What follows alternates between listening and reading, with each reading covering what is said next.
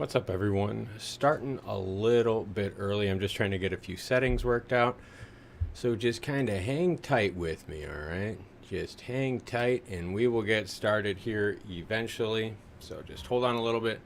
We're kind of early, so just hold up here.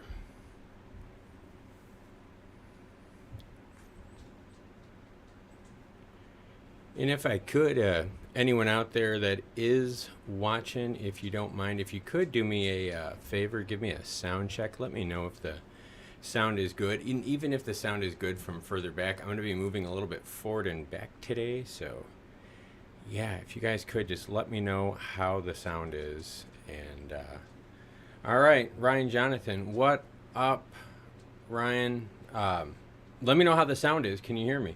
And Fahim, hello from Chicago. Hello, right back at you, Fahim. If y'all could, when you hop in, please let me know let me know how the sound is.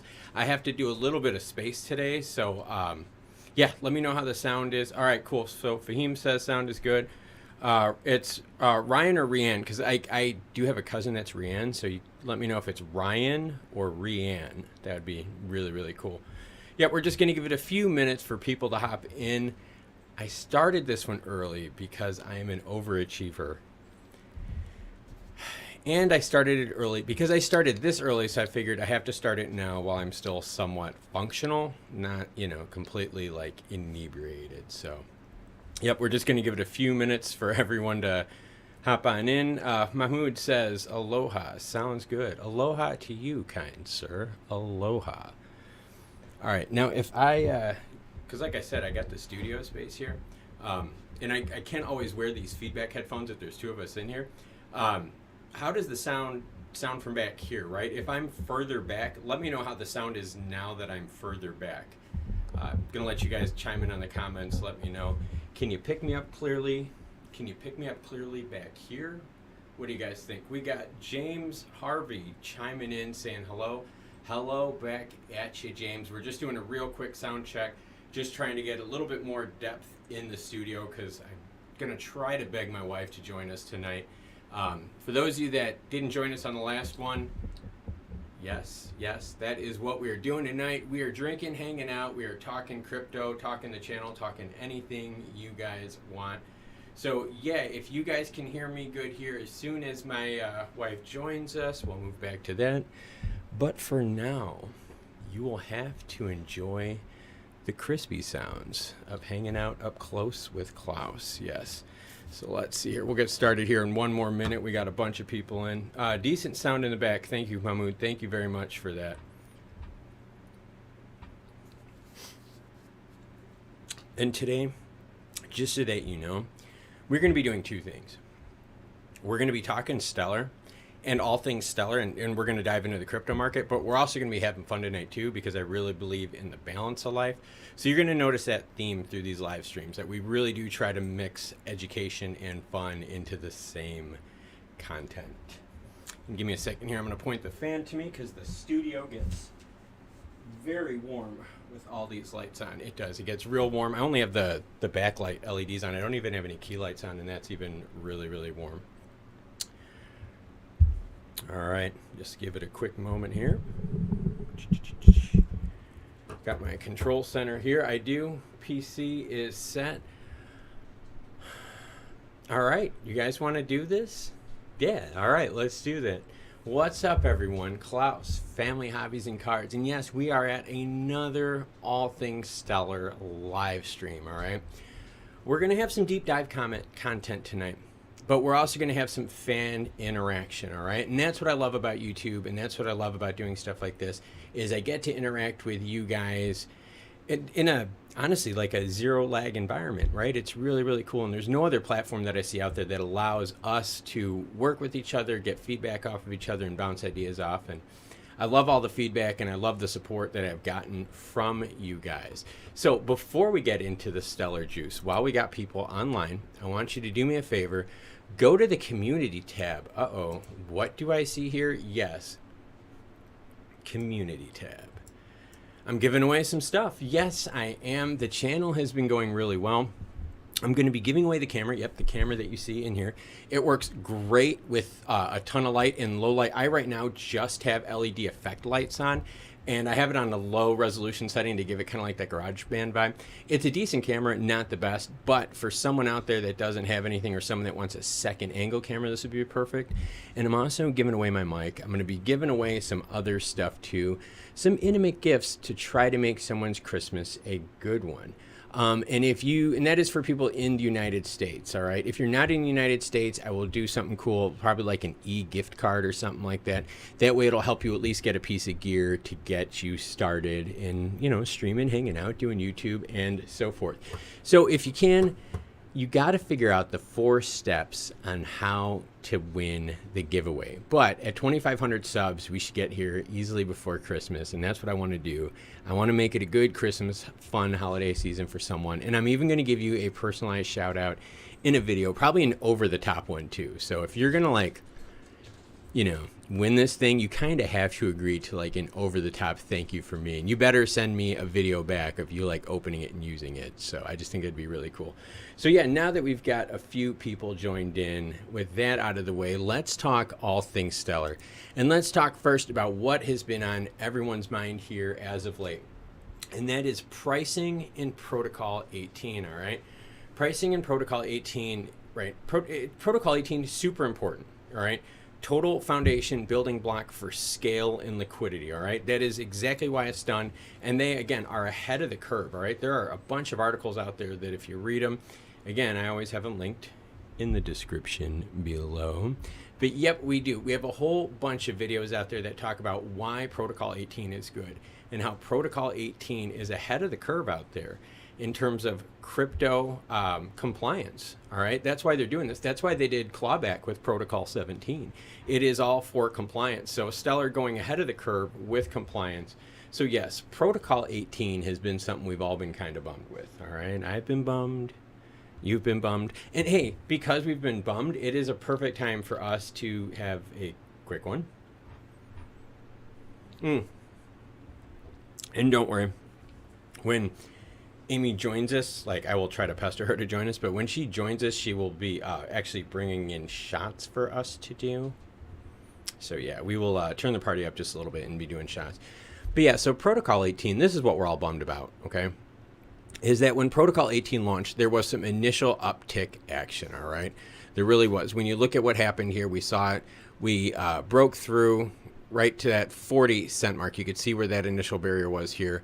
We had a fall off from it. It couldn't sustain that, right? Hit that bottom, came right back. And now you could see when you look forward here, had some consolidations, a fall off. Now we're in a real tight consolidation path. So kind of a whole, just gross right now. So yeah, not the action we were looking for.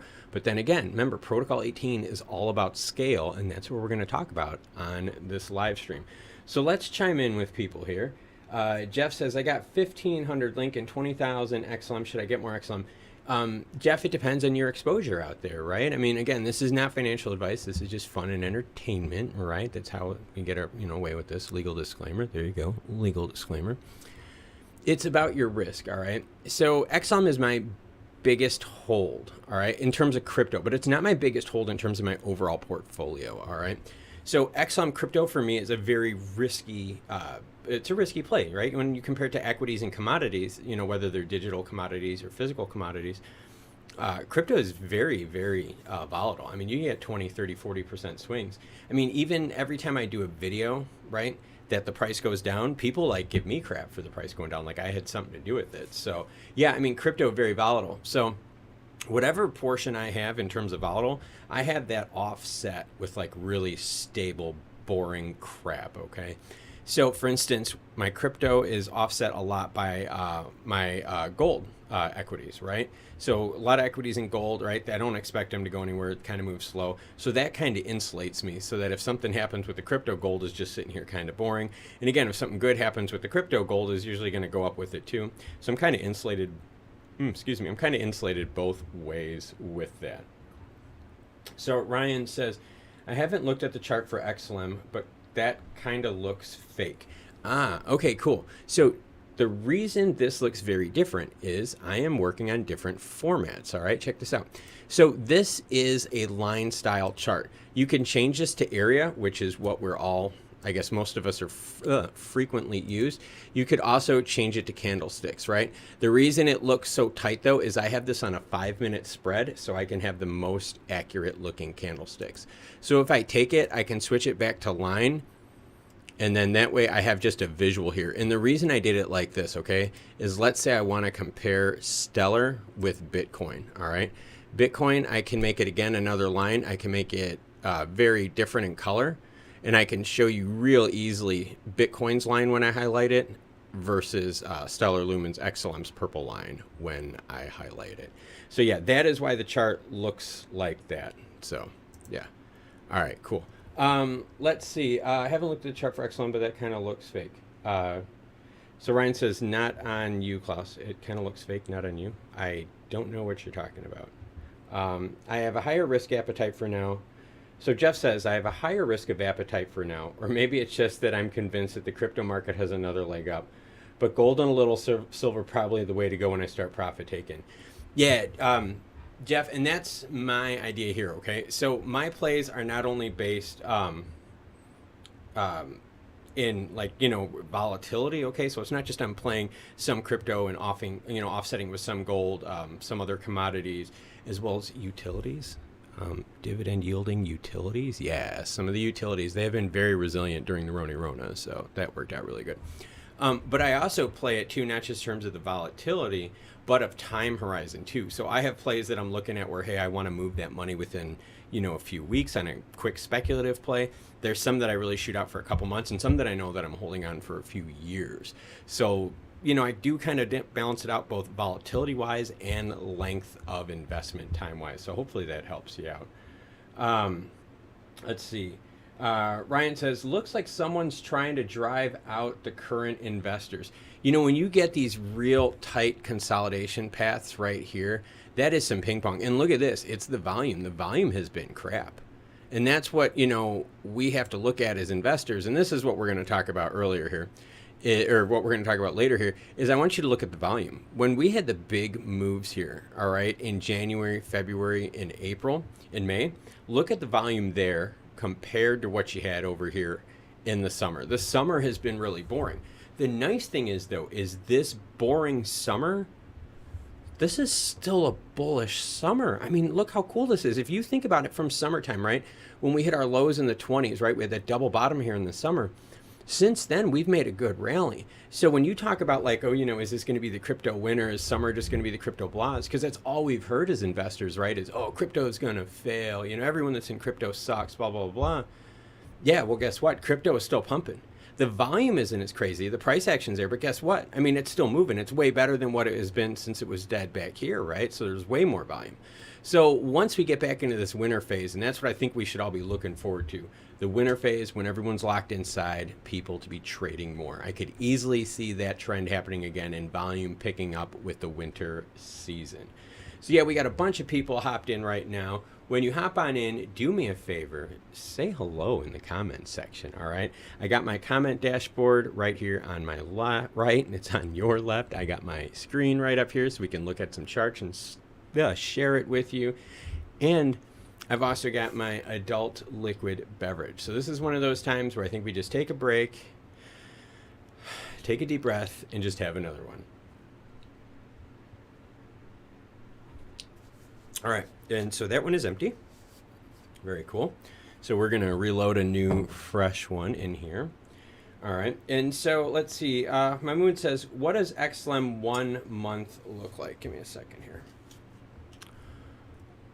So we've got, let's go back to 3. Let's go back to 1. Here's 1 month right now. And again, this is off a line chart. If we're going to go 1 month and we're going to go technical here, let's do this. Let's drop it into colored bars. This is, I can read this really quick here. All right. So if I look at colored bars, this is what we got 1 month for XLM. Okay.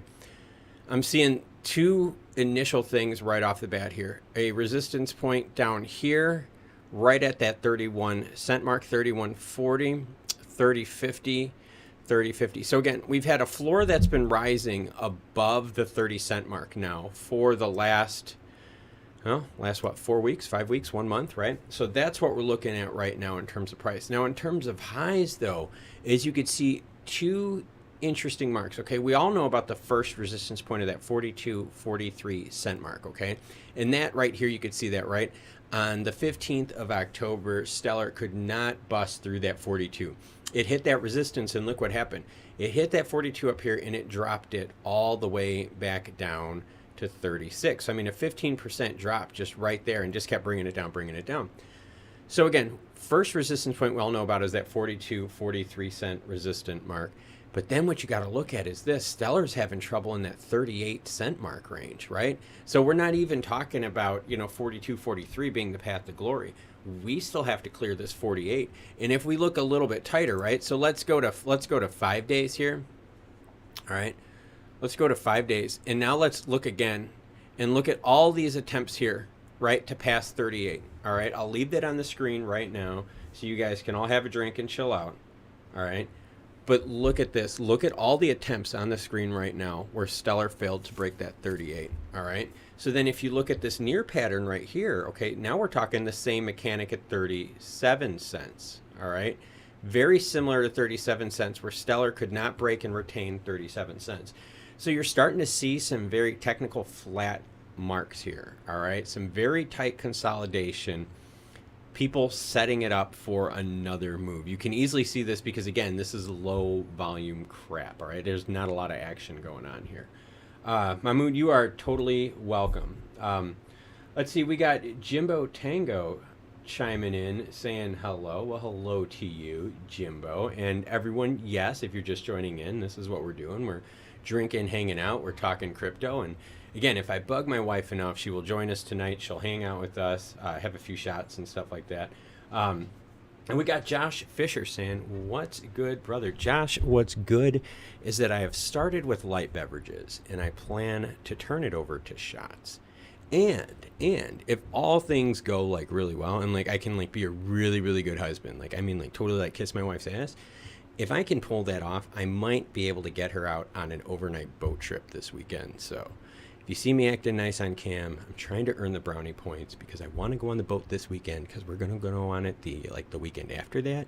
But I really want to go 2 weekends in a row and go fishing, like ocean fishing. So yeah, if you see me acting nice, I'm trying to earn some points. So yeah, that's what's going on, Josh. Sorry about that, man. Let's see. So Jeff, I think it's going to end up somewhere between $2 and $12. Jeff, long-term speaking, Stellar has huge upsides, all right? And, we can totally get into that. If you guys want to talk about upside and mechanical calculations to upside, we can do that. I can show you how to do that, and we could actually do it live together. If that's something you guys want to do, comment right now. Let me know if that's something you want to learn real quick. We can do that. We could go deep dive how to mechanically compute, like, prices and stuff like that. Based on organic aggregates. So if you want to do that, comment, let me know right now. While I'm taking a drink, you guys comment and let me know if we should do that.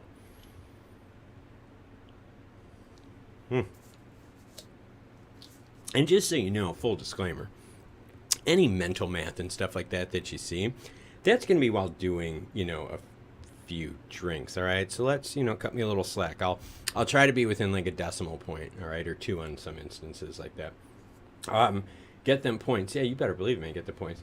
I mean, 2 for 12 for this cycle. Jeff, yeah, 2 oh, you mean for this bull cycle. Now, Jeff, how long though are you thinking that this bull cycle is going to go? That's the big one. Right? Do you think that this bull cycle is going to go through the spring, and then after this spring, if we don't see big action here, that it's going to go dormant again till maybe, I don't know, next election cycle, right? But remember, we got midterms next year, so we got to be real careful because midterms can mess up our equities and also can mess up our crypto investments by stealing attention away, right? The politics. We know how politics can mess up our finance, so we kind of have to keep that out there. Omoriuri Joseph says, yeah, let's do it. And let's see, Ryan Fleming says, XLM has to be the most depressing coin. I've had it in my portfolio. Incredible news. And yesterday, a huge network update, and the damn coin has not moved in 6 months. Okay. Yeah, I mean, I got to be honest with you. It is frustrating too, but we got to look at this and we got to be fair with the action that's here. Stellar and what you can do with Stellar is all about when you got in on it. I swear to God, it's all about when you got in on it, okay? Because seriously, if you got in a year ago, you're cranking and making bank. Even now, you're at what, almost 5x? I mean, how many of us in 5x, right? We're sitting here, we're chilling out, we got our stash, and we're like, hey, if I put, 5Gs down, you're telling me in a year, you're going to like 4X it, 5X it? Dude, I would do that every year. I would do that every year and just not care and come back in a year and pick up the 5X. So we have to be real cautious when we talk about like XLM in gains and pretty much any crypto in gains, because it's all about timing, right? If you look at some of these candlesticks, right? If you look at some of the crazy spikes, right? People buying in like the 60s have been in trouble here for the last like 4 or 5 months, right? But then you also have a whole bunch of people that have loaded up on these dips sub 30 that are sitting at 20, 30% gains, right? They're sitting in the green. They're sitting there playing with the house money. They can hold out longer. So when you look at these low portions right here, that's a lot of action right here that can make some good money on the upswing. But you still have a fair amount of buyers. Again, check out the volume that's happened over here. All this that was bought in here has not been sold yet. You could easily see by the volume here, this is easily double, triple, quadruple. The volume is what we've seen. There's no way that people have consolidated these losses already. So there's still a bunch of people here that are holding out at these different price points. So Jeff comes in and says, yeah, 3 to 9 months, 12 months top. So you're talking 12 months from now. So you're saying, hey, we get through midterm elections next year and then maybe the market goes quiet again. I could see that, right? We get through midterms. There's the hoopla, the excitement, all the crap politics where people are acting all weird and stupid and, all that. And I could see some hype, some hoopla with it, right? And then you're right. Once that goes away, everyone's exasperated. And then it's like, okay, well, now what, right? Now we got to wait for the presidential election next. And then that's kind of like stagnant time, right? Until then. Yeah. I don't know. The only thing I see with this, though, is it's going to be hard to have like this stagnant time in crypto when you have all of these different projects, though, right, that are starting now that haven't even come to fruition yet. All right. And that's where I kind of think that the upside to crypto is still way, way up there. All right. I mean, we are infancy stages. I mean, those of you guys, right, that are hanging out with us right now, hanging out, drinking, talking crypto and all that, guys, this is pioneer action. I mean, this is not, hey, we've been trading stocks for 20, 30, 40, 50, 60, 100 years. No, this is recent. I mean, most traders right now only have 2-3 months of crypto experience on average. That's it. Your equities traders, I mean, I've been trading equities myself for like 20 years, 20 plus years now. I mean, so when you think about it, this whole crypto trading thing, this is brand spanking new stuff. So all of us that are watching this, we have to really, really pay attention. We have to really kind of keep things in perspective, because the volatility is because this is new. It's because the SEC isn't regulating it. It's because we don't have 401ks and IRAs dumping big money to stabilize, right, these fluctuations. This is all just quick, right, flip and dump trading. So let's get caught up with comments here real quick. Barno says 5x here. I bought 4 cents, still sitting on it. Good for you, Barno. Well done. Ryan says, I'm waiting until at least November 23rd, 2022. That's when the Fed said they want to start IS. Yeah, you know what though? The thing is, Ryan, the price action for that event is gonna happen before that, right? We've seen with all these cryptos, it is buy on the rumor, sell on the news. So we know you can't play that date. You're gonna have to play well before that date. All right, that's just something to keep in mind here.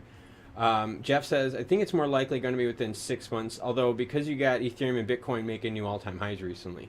Yeah, but remember, value propositions, right, in equities, okay? Think about this. When Apple and Amazon and all them got valued way too high, investors rotated to the next group down, the next tech group down. They kind of rotated to the NVIDIAs, right, the Intels and so forth, right? They rotated. Same thing is going to happen with crypto, right? You're going to have your Bitcoin, your Ethereum, your big hitters. Once they see that the ceiling is just, there's not much left, right? There's not much room to fly at with the Bitcoin, Ethereum pools. Well, crap, right? They're going to rotate to the more valuable cryptos out there, just like they rotate to valuable equities. just like when you see when people rotate to the Russell 2000. When people rotate to the Russell 2000, you know, big money, big blue chip stocks are pretty much done for a bit. So same thing happening in crypto. All right, let's see.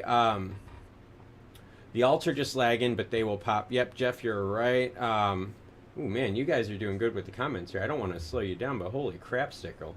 All right, so Jimbo says, I'm 50-cent average holder, no complaints, but it's stressful seeing dog-themed shit coins hitting the top 10. And for those of you that are watching dog-themed shit coins, I'm still in Shiba with a really good amount. But again, that's just, it was a meme token. That's where at the end of this, the meme tokens will fade. I know I'm going to have to cash out when it comes to Shiba, but I'm going to, in the long term, have to be invested in solid tokens and coins. That's where my long plays are stellar. My short terms, yes, are in more volatile meme tokens. That good old, what the hell's his name? Elon Musk can like show a picture of his dog and this thing like rockets up like 9x. It's freaking nuts, man.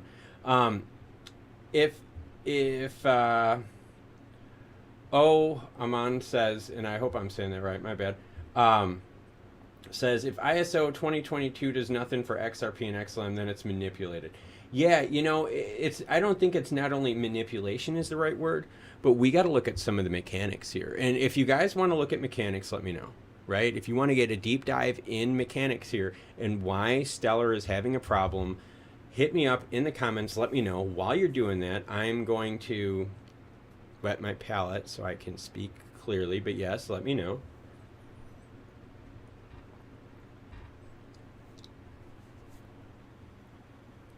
Ooh, man. And I went out and had margaritas too.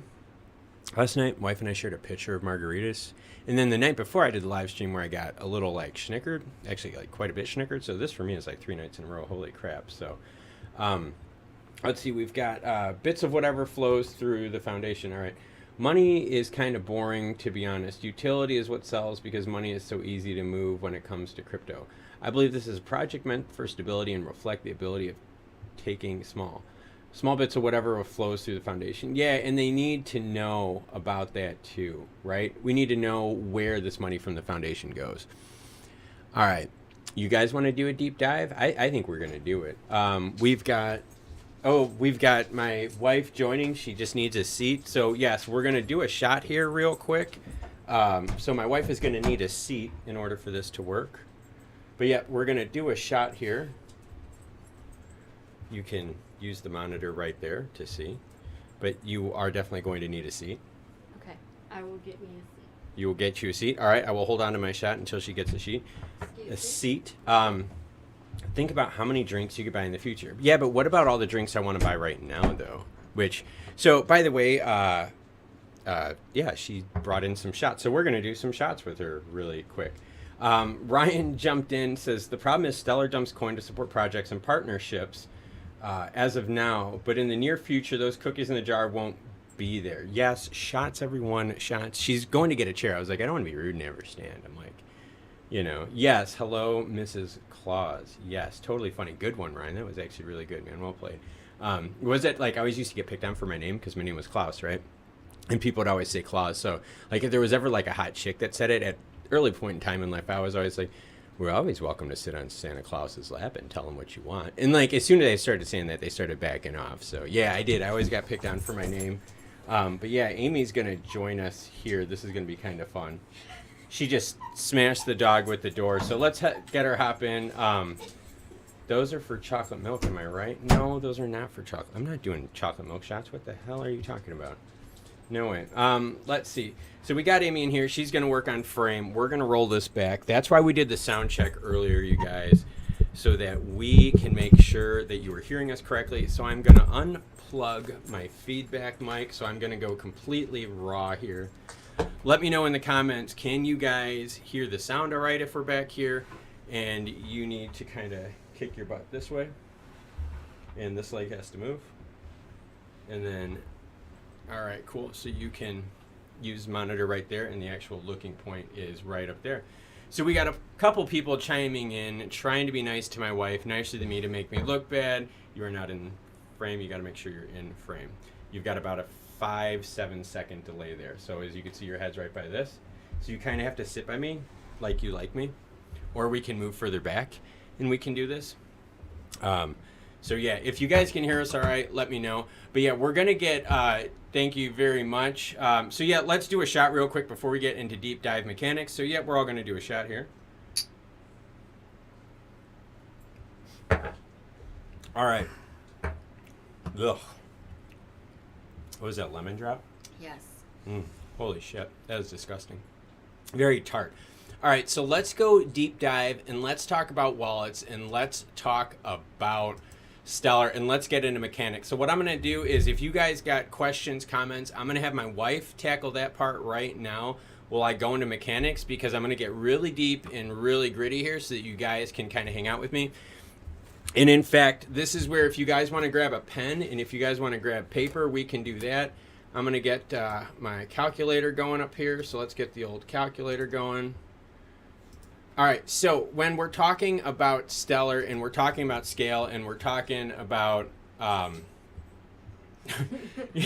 yeah, some of these are going to be good comments. So when you're talking about scale and when you're talking about, you know, what Stellar can do, I want you to look at this, all right? And this is found, if you go to stellar.org and you go to the bottom and you go to Dashboard and Ledger Explorer, I believe this one is the Ledger Explorer. Yeah, if you go to Ledger Explorer, it'll show up right here. It'll say total accounts is 5.8 million. All right, that's of right now.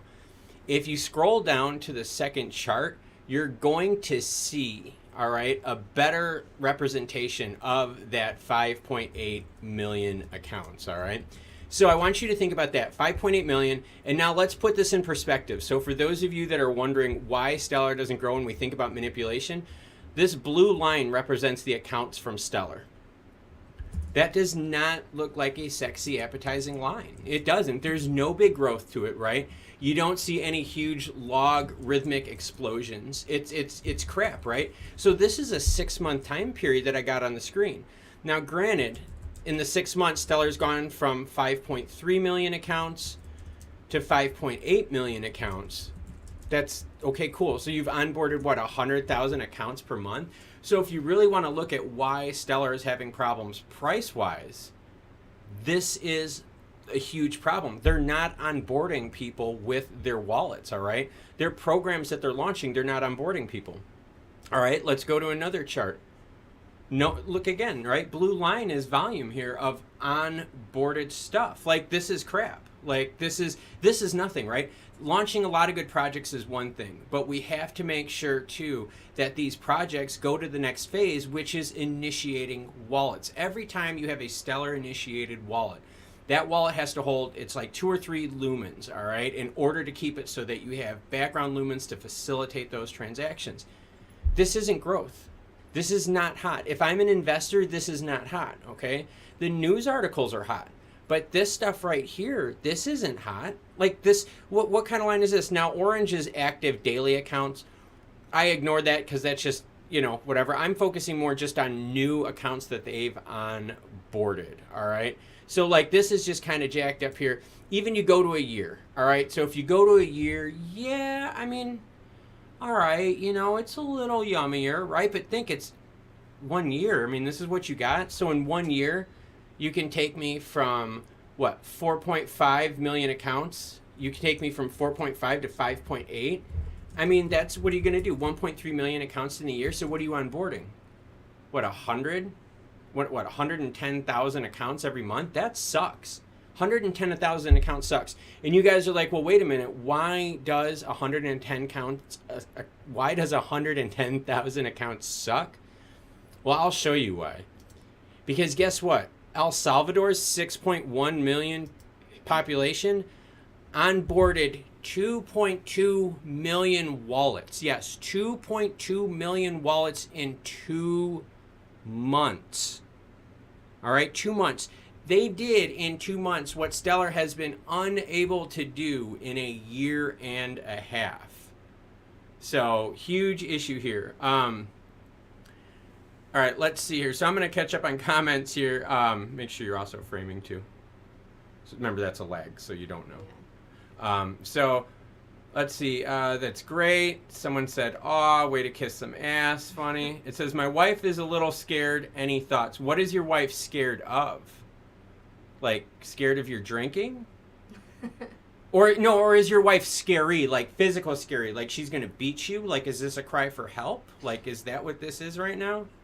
I mean, I don't know. If it is, I mean, just give me a wink or something like that, and we'll help you out, man. Don't worry, this channel will help you out. Yeah, scared of what? The XLM price? XLM, no problem, no problem. No, of crypto. Yeah, scared of crypto in general. Okay, I'm so glad. Okay, if your wife is watching this, or if your wife is nearby, get her. You're probably going to want to come just a little bit closer to me. Get her, okay? Your wife is going to want to listen to this because you're going to hear 2 points of thought, all right? I'm very pro crypto. My wife is not, okay? So it's actually really cool. So what I'll do is, dude, if your wife is here, this will be really cool because we'll give you an answer regarding that, all right? But yeah, I'm pro crypto. I'm pro NFT. Let's hear how my wife feels about, just first tell me, what are your thoughts about crypto? Just for everyone else out there, you know, that they have their wives, girlfriends, or significant others about crypto. I don't personally do crypto. I'll listen to it. I pay attention to it. I know it's there, but it's not something that I personally get into. All right, and I mean, is it something you believe in? Do you think it's fake? I mean, you know, is it, quote, funny money? I mean, how do you feel about it? I don't know about funny money. I think it's real, and I think the longer that it's out there, it's going to be, I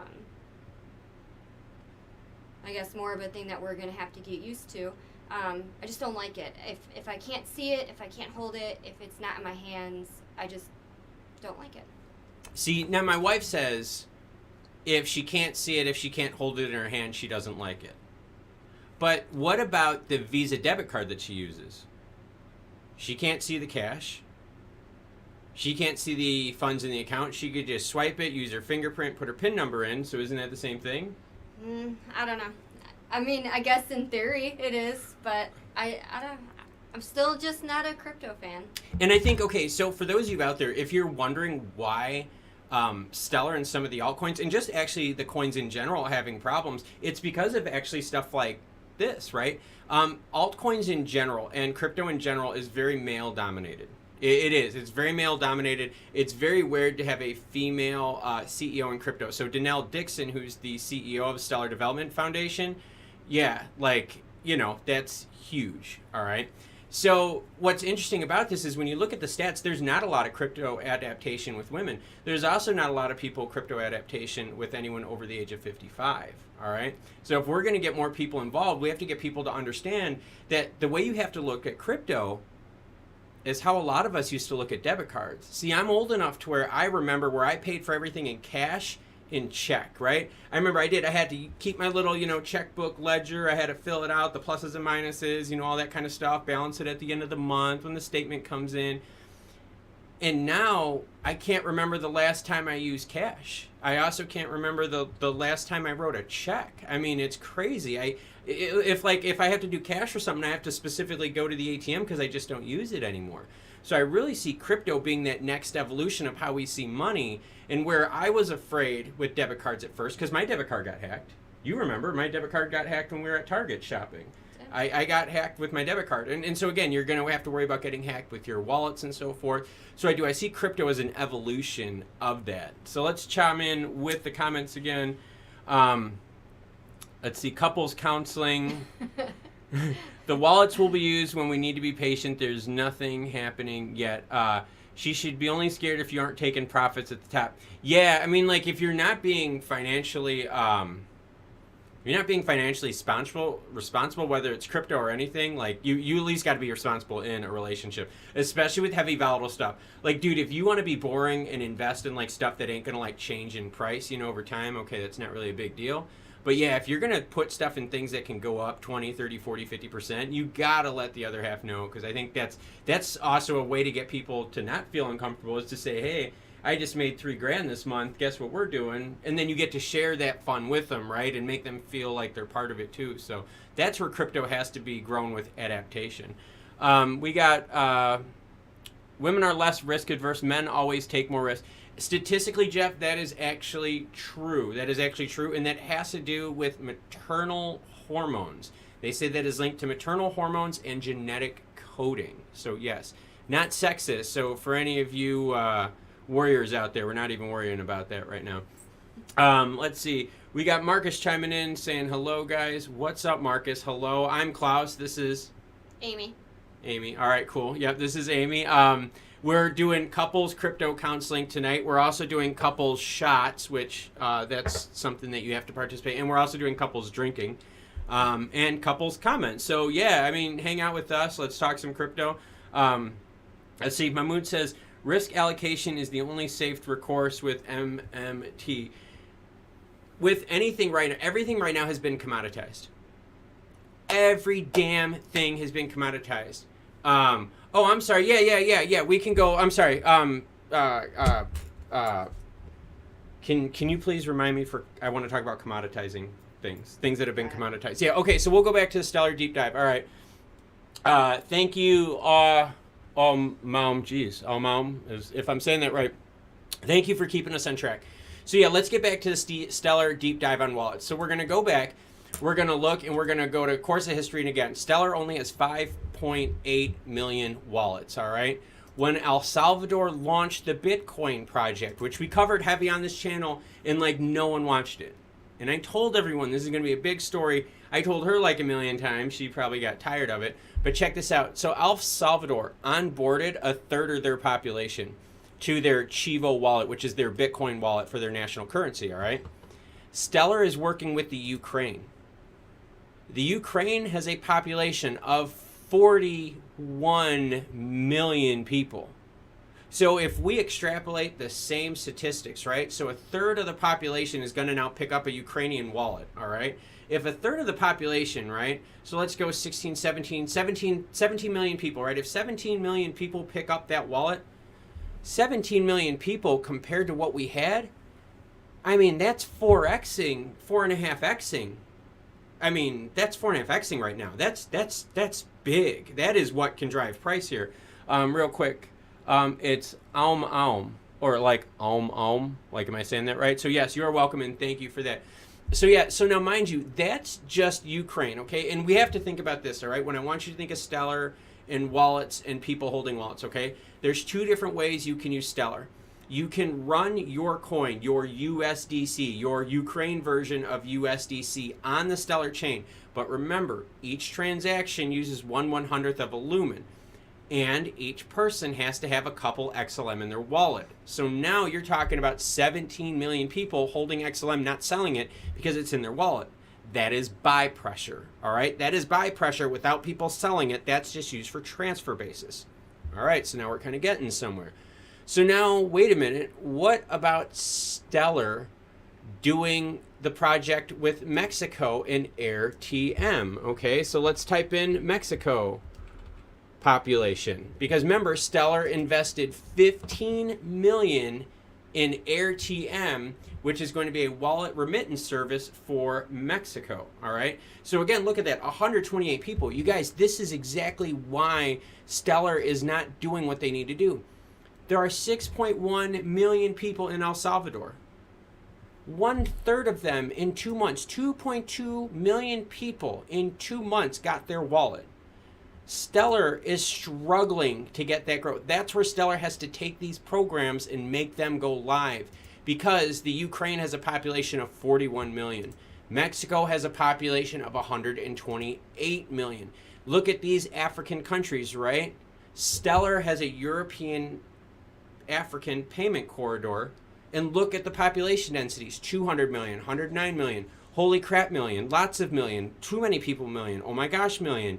Yeah, and if they convert 1/3 of those to wallet holders, holy crap, think of the pressure that that's going to put on this metric right here, all right? And this is the thing holding Stellar back. It's the number of new onboarded accounts, because remember, crypto is based on growth right now. That is how crypto is growing. That is how crypto is making money. It's based on growth, speculative growth of what can happen in the future.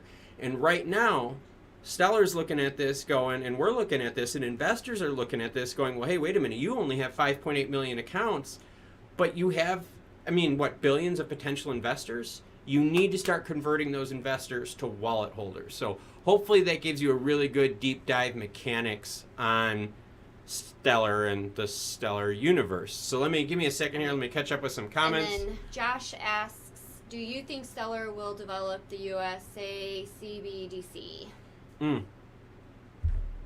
Okay. There is an article out there, and for those of you that enjoy that, articles are listed in the description below. Yes, there was an article I had on a video a few days ago, and it talked about exactly that. There is someone from Stellar, and it's just passing my brain right now who that person is. You might be able to blame this, or you might be able to blame this. But there is someone from Stellar's board, all right, that is working with the SEC right now. I mean, right now as we speak. I mean, maybe not like right now because it's at nighttime, and I don't think any of these politicians work after 4. So for those of you that have been to D.C., trust me, you know people are walking the streets way before 5. Yeah, they're out at 4. So, definitely. Yeah, they're out at 4. So yeah, these people, right? I mean, the person on the Stellar board, and again, it's you guys can find it out there. Just go through the most recent videos. It's in the links. That person out there, all right, is helping the SEC come up with regulation for crypto. So Stellar is going to be ahead. Remember, they did clawback first. Stellar has been ahead. Stellar is on the board of Ukrainian banks. They've been ahead of all this. So when all the bad regulation stuff happens, they're the one that's not going to have to change and flex. All right, let's... All right. So Ryan asks, do you think Stellar's big announcement November 17th is about Ukraine? You know, if you guys don't know what Ryan is talking about, on the 17th, all right, Coors Banquets here, you are banned. Coors Banquets, oh my gosh. But no, what Ryan's talking about right now is Meridian 2021, all right? And in Meridian 2021, there is a special announcement, and I gave a juicy bit video. I did. I gave a juicy bit video for the people that, you know, really pay attention to the channel, because some of it's dry, I get it. But for those of you that paid attention, yeah, there was a juicy bit about exactly that. And it was that at around, I believe it was noon on the 17th, right, the first day of Meridian, Danelle Dixon has a special announcement where she has zero info about it, just has more info to come. If you look at all the other plugs, all the other time slots for people, there's like bios, there's outlines, you name it. Her time slot, though, is empty. And I have a feeling that, again, just like anything else out there, when you talk about regulation, right, when you talk about crypto, when you talk about being above board, they don't want to release the news before it's public, so I wonder if there's even a new partnership involved. Not an existing one, but a new one. But holy crap, if it is the Ukraine one and they're going live with the Ukraine wallet, I am going to have to raise my floor target price real quickly. All right, let's see here. Who else do we got? Looks like Frederick asks, how high do you think Stellar can go in 10 years with the mirror global adoption? With minor global adoption? Minor, right. Yeah, with minor minor global adoption. It's the LASIK, I tell you. Yeah, no kidding, right? Oh yeah, and Christopher, by the way, Christopher is a fan of ours that has seen some of the Colorado videos. Christopher, I want to get her out there with me next year. I want to get her to do a couple like 14ers and 13ers. So I'm gonna twist her arm to go out there and hang out with me. Maybe like fly her to Denver, and like I'll pick her up in Denver and then head out. But yeah, I'm thinking about getting her out to the... I'm thinking baby steps, hills first. Let's just like... I say screw it. Let's just go all the way. But let's see here. Let's see. You're in the Rockies. Ryan hops in. I need an electric scooter. No, you don't need an electric scooter. You just need to, you know, keep moving. How high do you think Stellar can go in the 10-year with minor global adoption? Okay, minor global adoption. So with El Salvador, you got to think, when El Salvador had, of that 6 million, of the 2.2 million, right? So the third of that population of El Salvador went and adopted that wallet. Here's the whole thing about that, okay? They didn't have to. They're running a dual economy, all right? Yeah, they are running and yes, Josh Fisher, you are right, it is. It's the 16th and 17th. My bad on that. It's the 16th and 17th. But yeah, they're running a dual economy, okay? A dual function monetary economy. They still have the US dollar. Yeah, go look it up. El Salvador's national currency is the US dollar. No wonder the U.S. was pissed that they were bringing in Bitcoin as their second official currency. So yeah, think about that. They still had the choice to use the U.S. dollar, right? The U.S. dollar, all right? And yet they still picked that wallet for a third of their population over the US dollar. This is El Salvador, one of the most dangerous, treacherous countries out there. And they said, you know what? We have the US dollar right here, but we got some Bitcoin here. We're going to go on the Bitcoin train. Yeah, so now if we think about, minor adaptation going around in the future, functionality speaking, to transfer Stellar from, say, me to her, right, is 1/100,000th of a lumen. So if I'm going to transfer money to my wife and think it's going to be worth it for her, sending it to the kids, sending it to whoever, sending it to people back at home, families back at home, right? Because you got to pretend that's what Stellar is used for, right? I'm leaving home, I'm sending money back to my wife, family to take care of them. That's what a lot of remittances are.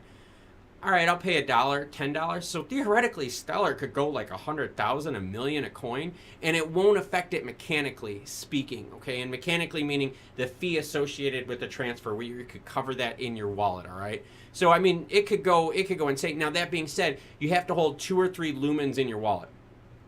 What is an amount that you think even the poorest countries out there can hold in their pocket when they open up an account?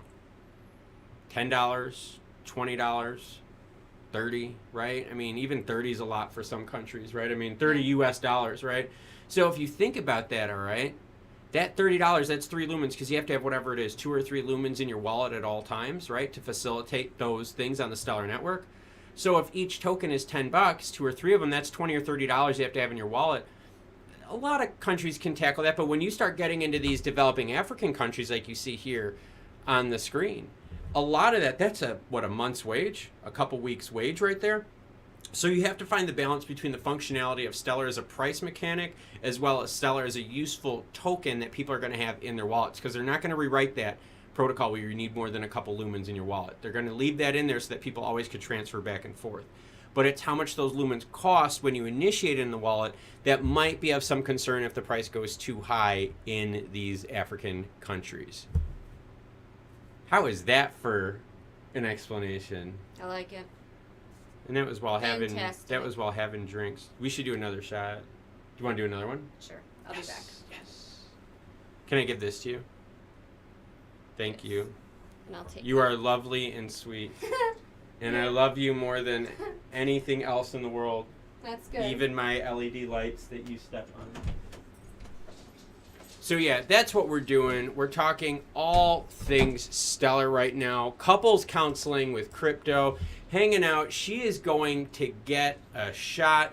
So yeah, chiming in. 16th is when it is. That is my bad. Again, thank you, Josh, for catching me on that. And I am registered. Hey, if you guys are going to register for Meridian 2021 and you haven't, just like if there's a comment section, say something like YouTube Family Hobbies and Cards sent me or something crazy like that. Like it'd be really cool to see like 4 or 5 people from this channel hopping in being like, oh dude, this is what we're doing, hanging out. That'd be kind of neat. But yeah, I am registered for Meridian 2021. Big announcement, noon on the 16th from Danelle Dixon, the Stellar Development Foundation CEO. So yep, let me take another quick drink right here. And real quick, while I have everyone here, a couple big things. I'm giving away a bunch of stuff, guys. I'm giving away a bunch of stuff because we're getting really, really close to 2,500 subs. And the reason we're getting close to 2,500 subs is because you guys have just been killing it.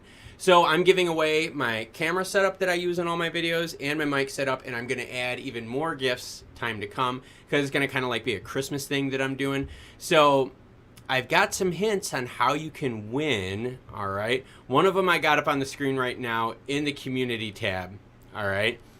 The other one, you're going to have to find a video on it. Yep. You're going to have to find a video. But yep, go on the community tab, check out that 2,500 sub giveaway.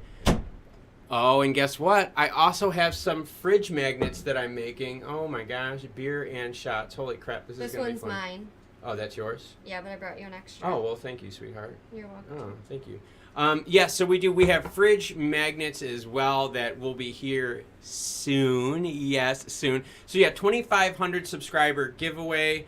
My wife doesn't know about it, but she does now. So yeah, we're doing a 2,500 subscriber giveaway. Really big prizes. And if you're not in the United States, right? If you are crossing, because it would be expensive to send like electronics outside the United States. If you're not in the United States, I will do an electronic gift card for someone to help them with either like a microphone or a camera to help their streaming and future YouTube adventures. It's a good idea. Yes. I like it. Yes. So we've got a bunch of people in. If you're here in with us now, put your name down below, right? Let us know who's here. Do you have a stellar question that you want to ask? This is Crypto Couples Therapy with Klaus and Amy. We might do this more frequently if you guys like this kind of stuff. I always feel bad because I'm just here for the drinks, really. Yeah, I know, because we haven't even gone over how my wife feels about NFTs yet. Okay. I probably will offend people. That's okay. You're welcome to offend people. It's totally cool. So before we offend everyone on the channel with how my wife feels about NFTs, let's take a quick shot real quick. Cheers. Cheers. Oh. Ooh. And it is important to make sure that you drink on a school night. Yes, virtual unknown, shots. Okay, so let's get caught up on these questions here. Because these questions are some juicy ones. And guys, we still got lots of juicy content left. So let's get caught up on here. We've got, so what do you think? Stellar won't go higher than $10 or $30 a coin. All right, so mechanically speaking, okay, with Stellar, if you need a couple coins in your wallet to make it go live, $10 or $30, I think holding, right? If you told me that I had to give you $100 to put in a wallet that I can't functionally feel, because you got to remember, we're talking about emerging African countries, Asia, all that kind of stuff, right? Would you feel comfortable giving them $100 and not being able to access that? So yeah, that's kind of what I'm starting to think about price-wise. $10 a token coin is fair. It is fair, and it's mechanically usable where it still facilitates the transfer of money efficiently cost-wise, because now it still costs less than a penny if it's a $10 coin. And at $10, governments, okay, because that's how El Salvador did this, right? If you guys want to know how did El Salvador get 2.2 million people to get their crypto wallet, how to get 2.2 million people who don't believe in crypto to get a crypto wallet, they gave it an incentive of $30 US. So that would be like someone coming to us saying, hey, open up a crypto wallet with us, we'll give you $100. Well, my wife's going to open up a crypto wallet. I'm going to open up a crypto wallet. My daughter's going to open up a crypto wallet. My son is, and all three of my dogs are going to open up crypto wallets if they're giving out $100 a person. So that's how they've been able to do it there. And that's because the El Salvadorian government has been behind this, all right? So that's where they've been able to make this happen. So now we get back to it. So, yeah, $10 XLM, this bull run is plausible. Yes, it is. It's plausible, and it's mechanically feasible, all right? Remember, Bitcoin and Ethereum, as Bitcoin and Ethereum increase in price, those gas fees will destroy you. Stellar does not have that problem. So that's where scale is going to come into play. That's where this list of all these African countries here are going to be huge. And that's why I'm trying my best as this person right here drinking and on the screen with you guys to help you out to get you as much Stellar information as possible. Because no, they don't do a good job marketing it. They don't do a good job explaining crypto. They don't do a good job explaining wallets and safety and security. So, all right, let's see. We got Josh chiming in saying cheers. We got Nicholas saying tequila. Nicholas, no. I'll let her explain it. I'll let my wife explain why we can't do tequila or why she can't do tequila. Well, tequila makes me angry. And what happens when you're angry to me? I don't know. I probably flip you off or something. Yeah. Say cry for help right now on the live stream. No, so no tequila for my wife. She will get angry and be mean. So I'll stay away from the tequila, I promise. Yeah, we've got 25 people live on now. I'm Klaus. I'm Amy. This is Amy. We're talking crypto. We're talking couples crypto counseling. Anything Stellar related. We're going juicy bits. We're going deep dives. We're talking mechanics. I guarantee you there's other channels out there, they don't talk mechanics like this, and they don't talk mechanics while drinking and doing shots and doing mental math. Oh, see, that's the difference between this channel and other channels. I live this stuff 24/7. So for me, this is my fun for life. All right, so let's see here. Nicholas. All right, so Nicholas says, when all this happens, Europe, Ukraine, Africa, Mexico. And Nicholas, that's exactly what I am waiting for. And that's why I'm upset, all right? So Nicholas, I don't know what part you joined in on this, but I'm upset about this. If I look at Stellar's total wallets right now, it's in blue, all right? It says number of accounts. It says 5.84 million. If you scroll up to the top of the page, right here, and I'll highlight it for you, 5.84 million, all right? That's the problem. They haven't onboarded anyone. They have not onboarded any people with the wallets.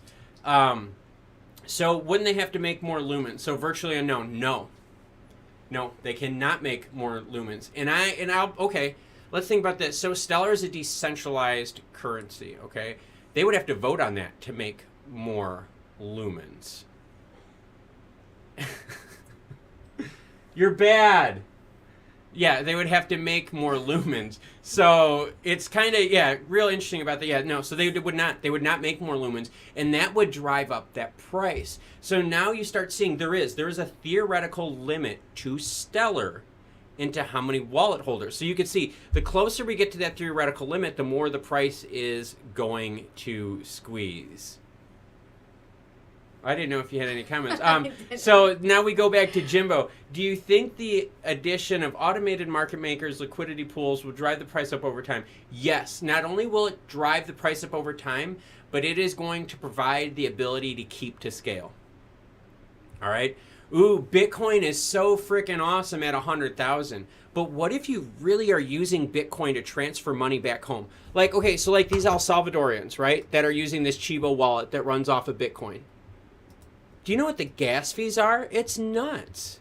It's freaking crazy. And when the network gets bogged down, the gas fees are insane. And it's the same thing with Ethereum too. And that's just nuts, you guys. That's just nuts. So yeah, when it comes down to it, I think it's crazy. I do. I think it's crazy. You're going to see this come to scale because yes, Bitcoin is taking the lead on this, but it is an expensive option. So once these programs start rolling, once they convert the wallets, we are going to be set. Are we going to address Morgan Hood? Because she and Scary Colt both had the same question. So we've got two people chiming in here saying, "What is the dog doing?" The dog is sleeping on the floor right next to us. That's why there's a shadow back there. It's because the dog is blocking one of the LED lights. So that is what the dog is doing. So yes, thank you for watching, by the way, kids. So do you think 33,333 XLM is a good count? It depends on what your goals are, what your main play is. Lumens isn't my main play.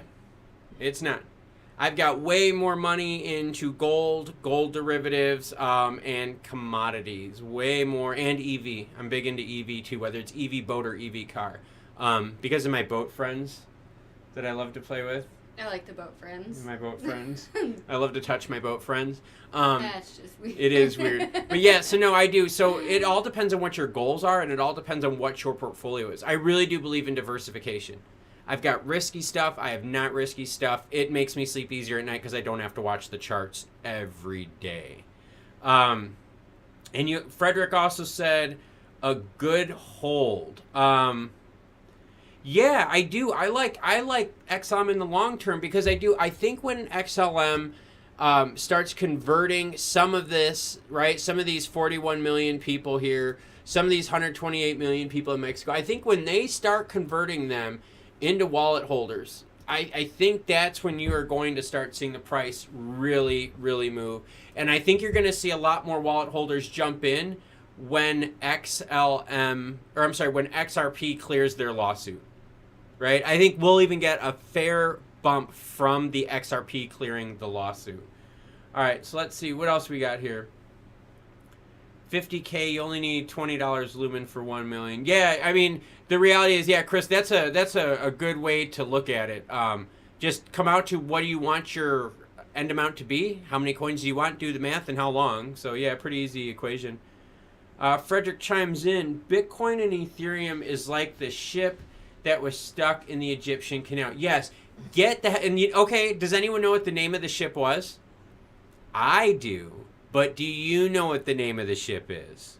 Do you know what the name of the ship is? I have no idea what the name of the ship was. I'm going to let you guys, I know what it is. I can tell you the name of the ship and the name of the company. So, how about that one? But yeah, it is. They are in the way. They are blocking it. But that's okay, though. Let Bitcoin and let Ethereum blow through some new highs and pave the road for the altcoins out there, right? I mean, if we can pave the road for altcoins, this is going to be huge for all of us out there.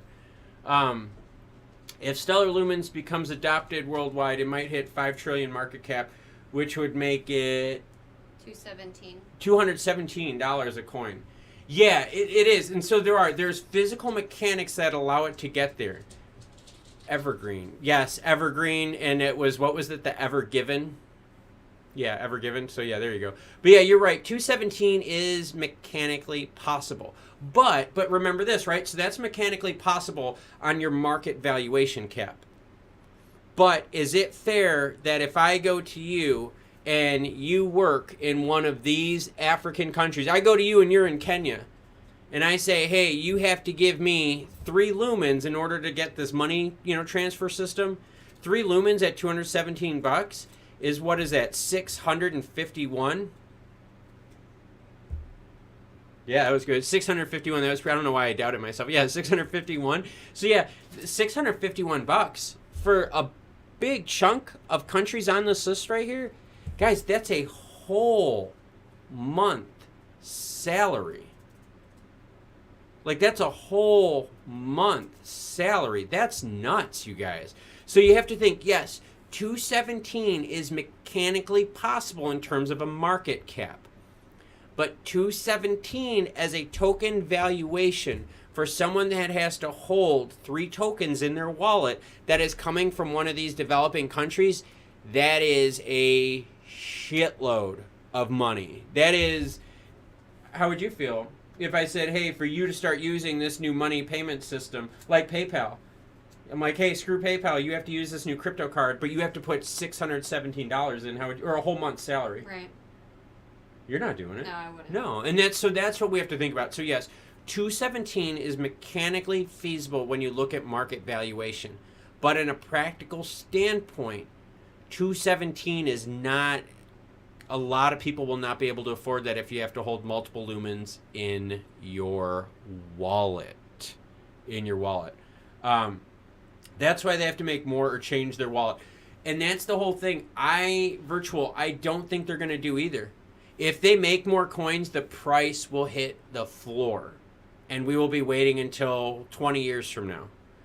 And they won't change their wallet because that's written in their mechanics. And the reason it's written in their mechanics, that's to cover the concept of people using it on a daily basis.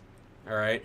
I can easily see, though, right? I can easily see people running on top of the Stellar chain, running a second layer for other emerging countries. That I could easily see. But yeah, in terms of running it completely like that, no way. So yeah, that's what we've been talking about. We've been talking about crypto. I've been hanging out with my wonderful wife, Amy, here. We've been having drinks. I've talked a little bit, so I'll let you guys have a drink, or let her talk for a little bit so I could have a drink. You just go ahead and have your drink. Mm-hmm. Yes.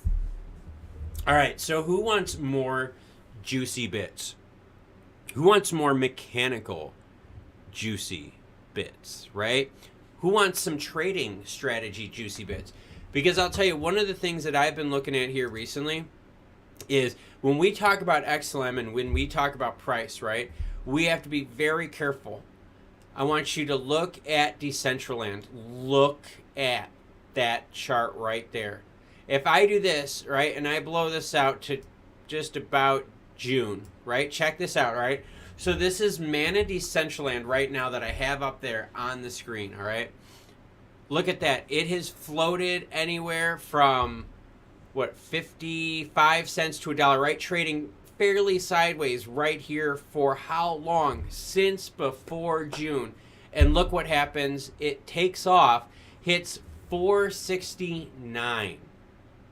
All right, check that out. 469. So for those of you out there that think about Stellar and they think about mooning, if this happens to Stellar, you have to expect the price is going to retract just like this. Luckily for us, I personally don't believe that Stellar is going to make a moon move like this. I see Stellar slowly working their way up through scale with some bumps coming in as long as they start converting people into wallets, right? But this moonshot right here, if you are a crypto holder and you see something like this, a move and play like this, do not expect this to last. Do not. You will ride this back down quite a bit and just be patient and wait for it. So for Stellar Lumens XLM, I will sell. If I see Stellar make this run, I will liquidate. End of story, because I know I'll be able to buy back. End of story. But if I see Stellar move up slowly, it will allow me to hold longer with less risk. All right, Josh chimes in. They're not going to add more coins. They've already burned 50 million. Yep, they started with 1 trillion tokens, and they burned 50 billion. I had a deep dive video regarding Stellar financials, which I know you're the biggest fan of. Absolutely. Crypto financial talk. She is like my biggest fan. Biggest fan here. Huge fan out there. So, yeah, that's what you want to think about. So, when you buy out this cycle and how much your portfolio or you don't. All right, so Barno, for me, XLM has to do two. I look at XLM this way, okay? I am a long-term believer in XLM, okay? But I'm also not a fool. If XLM were to make a run like what you guys see on the screen right here, how like Mana did, right, for Decentraland. If XLM were to make a run from 30 cents up to $4, you bet your butt I'm selling it, cleaning it out, and I'm going to buy it on the dip, and I'm going to cost average my way back down, and I'm going to play it again. If Stellar goes up slowly, right, just slowly trickles up, really, really takes their time, then I'm going to take my time, and I'm not going to feel any pressure to sell, and I'm going to hold it as long as I keep seeing that bull run flow. When the virtual unknown says the coin will be higher than $100 in time.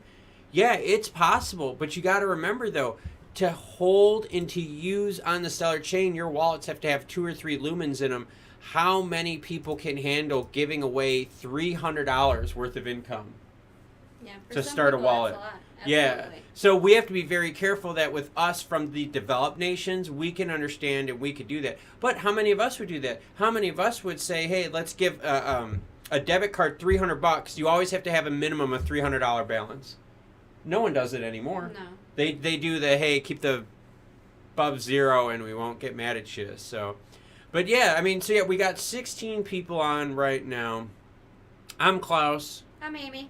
We're talking crypto. This is Crypto Couples Counseling with Booze. We're hanging out with you guys. We're talking all things Stellar, hanging out on the live stream, spending our Thursday night.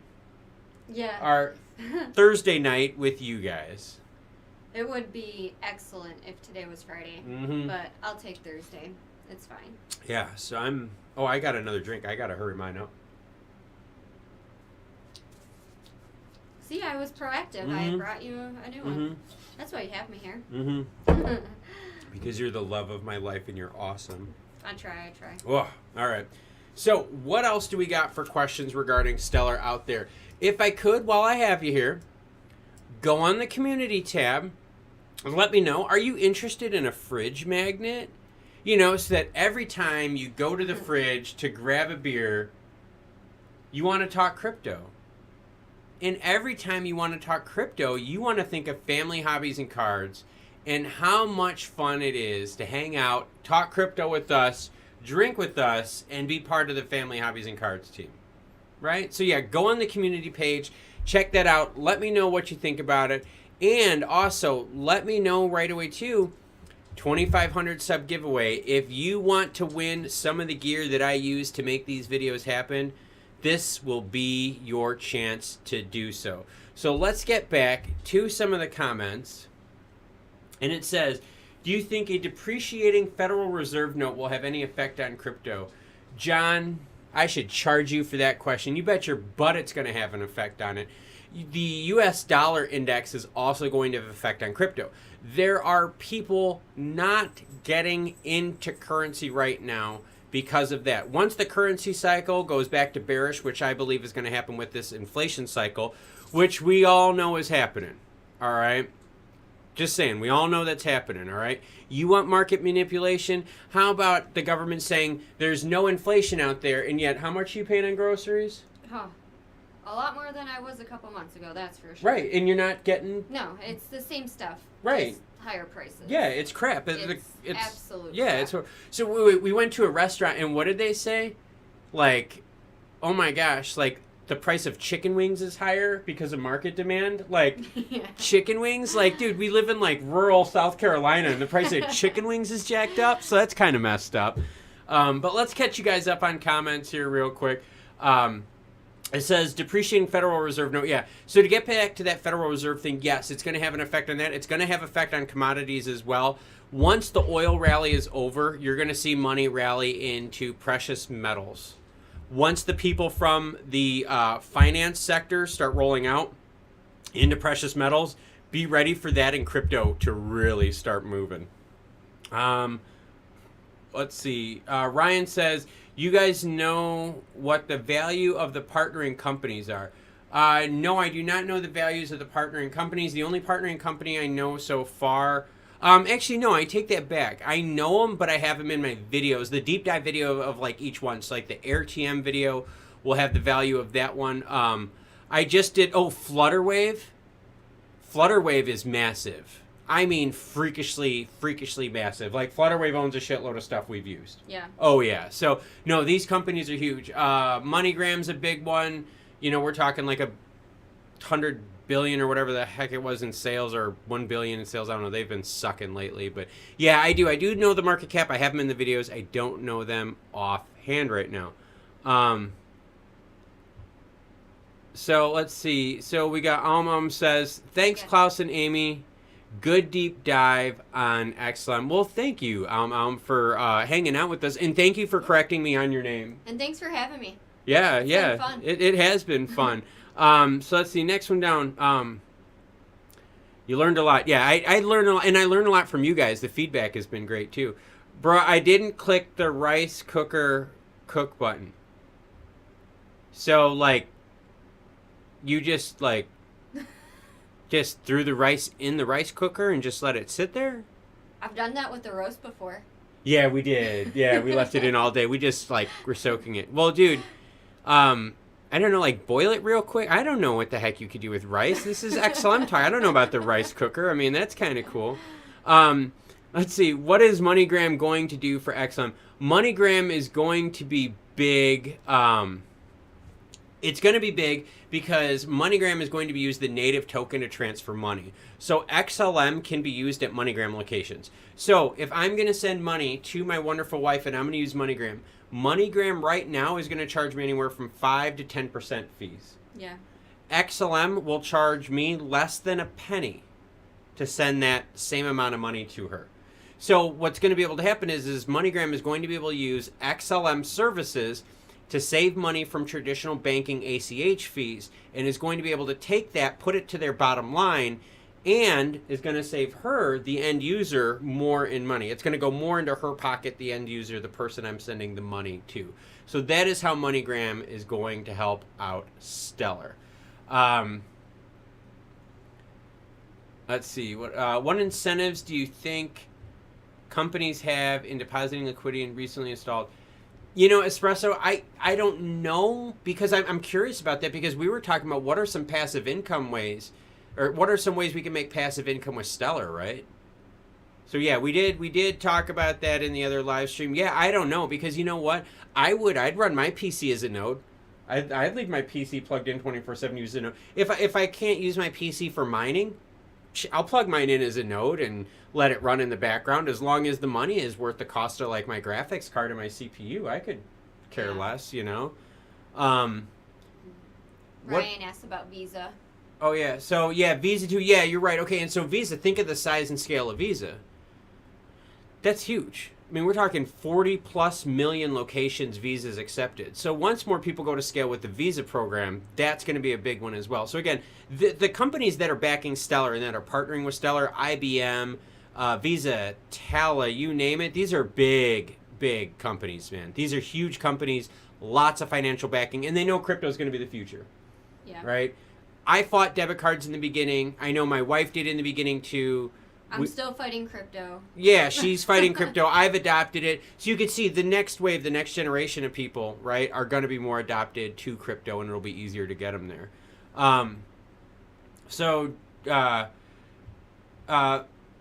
Valdair says, what is your price target on XLM on this bull run? Below $5 or more. I do. I think we can break it, and I think we can break it easily. I think we were talking about $2 to $10 being a very comfortable range. Very, very comfortable range and still being practical. XLM is still practical hit at $30 a coin. Above 30, you're gonna have a very tough time selling me on practically opening wallets at $30 a coin if it takes 3 coins to open up a wallet. That's $90 is a lot of money just for me to give into not paying fees for a product. So yeah, $10 it's possible. It still mechanically works, and it also still works in a practical sense. All right, practical sense. Let's see. Josh says, "Oh snap! You're from South Carolina. I'm looking to move to Ocala, Florida area. We love the South. I'll let my wife talk about the South. We love the South. I'm sorry. I'll let you. Oh yeah, I definitely would never go back to the Midwest or anywhere north really. We were here a while ago. We went back to the Midwest, and I definitely just could not wait to come back. South Carolina itself has a lot to offer. It just depends on where you want to be. You can go to the coast, which is my absolute favorite. Love the water. I just love it in general. Upstate has, not quite your Colorado Rocky Mountains, but lots of trails, lots of trees. You'd be surprised. South Carolina is probably my favorite place to be.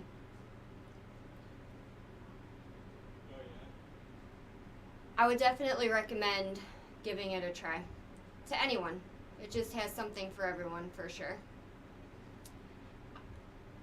As far as the crypto talk, that I'm going to leave to Klaus because I am not very good at it. But if you have any more questions on South Carolina, I'm your girl.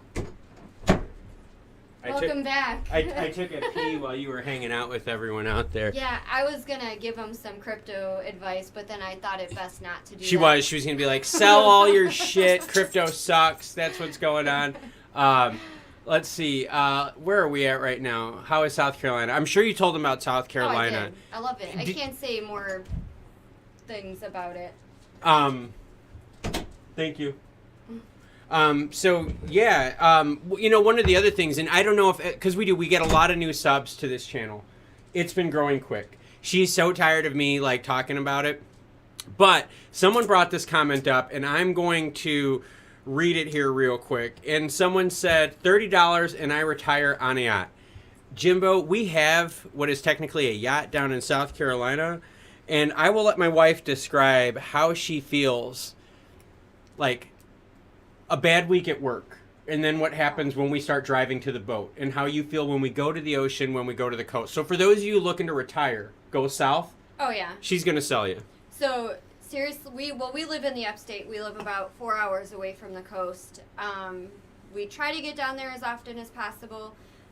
But honestly, once you get, probably about an hour out, it just, I don't know, there's something about the smell, the feel, pretty much just anything, your stress just melts away. Once you get on the boat, it's even better. Mm-hmm. All you hear is quiet, water, nature. It's seriously just a perfect place to be. I love it. It is. I do. I like being out on the boat. Can you flip that? It's right in my face. Which one? Yeah, that one. This one? Yeah. Thanks. You're welcome. All right, so let's get you guys all caught up on comments. And, we poured ourselves another shot. Is anyone else out there doing a shot? Is it just us drinking here? Are we the only ones leading the charge in the drinking bull run? But right now, we're going to do a shot of Sheepdog peanut butter whiskey. I'm a little nervous about this, not going to lie. That is okay. So, let's see. Anyone else doing a shot out there? Oh, yeah, that is strong. That is peanut butter whiskey. So we're going to do a shot of peanut butter whiskey. We're going to say hello. Hopefully you're enjoying this couple sessions of Crypto Talk with Klaus and Amy. So cheers, everyone. Yes, virtual shots. That's what we're doing here. Oh, that was good. It was strong, but that was good. The flavor is good. Ooh. It was like a Werther's. That's like a Werther's, but like a Werther's with booze. Ooh. Yeah. That was good. I don't know that I can keep doing that, though. Like, it's kind of... Oh. We got another bottle, so you're at least going to have to do one more of them. But we won't do another shot until you get pressured enough from everyone watching. So if you want her to do another shot, light us up in the comments. We will pressure her to do another shot. Let's do this. If we get enough support from you guys, we will send her to work rough tomorrow. Yep, we'll keep feeding her shots, feeding her booze, and we will send her to work rough. So if we get enough support, we will do that and help her out. But as of right now, okay, so I want to talk about something else, okay? And that was this, all right? And this is MoneyGram International. So MoneyGram, right, made the announcement with Stellar, had a little bit of pop in price, and then just completely faltered, all right? Want you to think about that. They did. They had a pop in price right here, and since they announced that, all right, MoneyGram has gone to crap. Now, I'm going to be honest with you. I was honest with everyone else in the live stream that I had 2 days ago. And if you guys like this kind of stuff, hit the like button, and I'll keep doing live streams. I don't know, maybe I'll keep bugging you to hang out with this. I'd like it when you hang out with me. It's a lot of fun. I can hang out. Yeah, I just have to feed her booze so she hangs out with me. But, okay, so let's look at this MoneyGram thing right here. All right, so MoneyGram, all right, had a small pop when Stellar announced their stuff. Since then, MoneyGram has gone down. Why? Because as a company, MoneyGram sucks financially. They are losing F-loads of money every financial quarter. Top line is shrinking as well, okay? So their revenue line sucks. Their PBT line, right, and their profit before taxes and any of their lower margins are garbage. They're shrinking, okay? So for those of you that watched the live stream about a month ago, I gave you a juicy, juicy little bit that said, if I was a birdie, I would be shorting the ever-living hell out of MoneyGram. And I didn't tell my wife this, but I shorted MoneyGram and I made a good chunk of money on it. Hey, what happened to tell your partner? Yeah. The tell your partner thing I kind of screwed up on. But I did. I shorted the hell out of it. Now, though, I am looking at re-entering, and I already have a position started on MoneyGram where I am looking to play this now on the upswing on a quick 20 to 30% pull-up here in the next month to 2 months, especially if something cool happens with Stellar and MoneyGram news. So just something out there. I'm going to start keeping track of MoneyGram because I think you could nibble away, and I think you can do it. But let's get caught up here. We had Barno says, just coffee, you're working. My wife is working. She's not doing coffee. Well, technically, I'm not working now. I will be in the morning. Oh, yeah. She's I'm off now. Yeah, she's off now. She will be working in the morning. Don't make him think I'm drinking on the job. I don't do that. No, I mean, like, this is not your job, so, like, that's why I thought we would be okay here. So what else we got? We got Virtual Known saying, shots. Virtual, don't worry. We have more shots, and if I get enough support from you guys in the comments, I'll have her do more shots, and then she'll be throwing up all over. No, I won't. Maybe. No. Maybe. You might. I can't do that. I have work tomorrow. You might. So let's see. What else we got? Christopher Young says, I sold 1 million Doge July 2020. Christopher, you can't beat yourself up on that. Okay, do you guys want a story of, like, beating yourself up on stuff? I sold Callan Petroleum Energy right before the gas bull run. Yeah, I would have 5x'd my money in, like, 3 months. I sold it. It was something like 30-something% on there. I was happy with my 30% clip. Yeah. So, just throwing it out there for you. We all make those mistakes. Don't get hung up on them. You don't know what the future is. You don't know what the past is. Well, you know what the past is, but you can't do shit about it in terms of investing.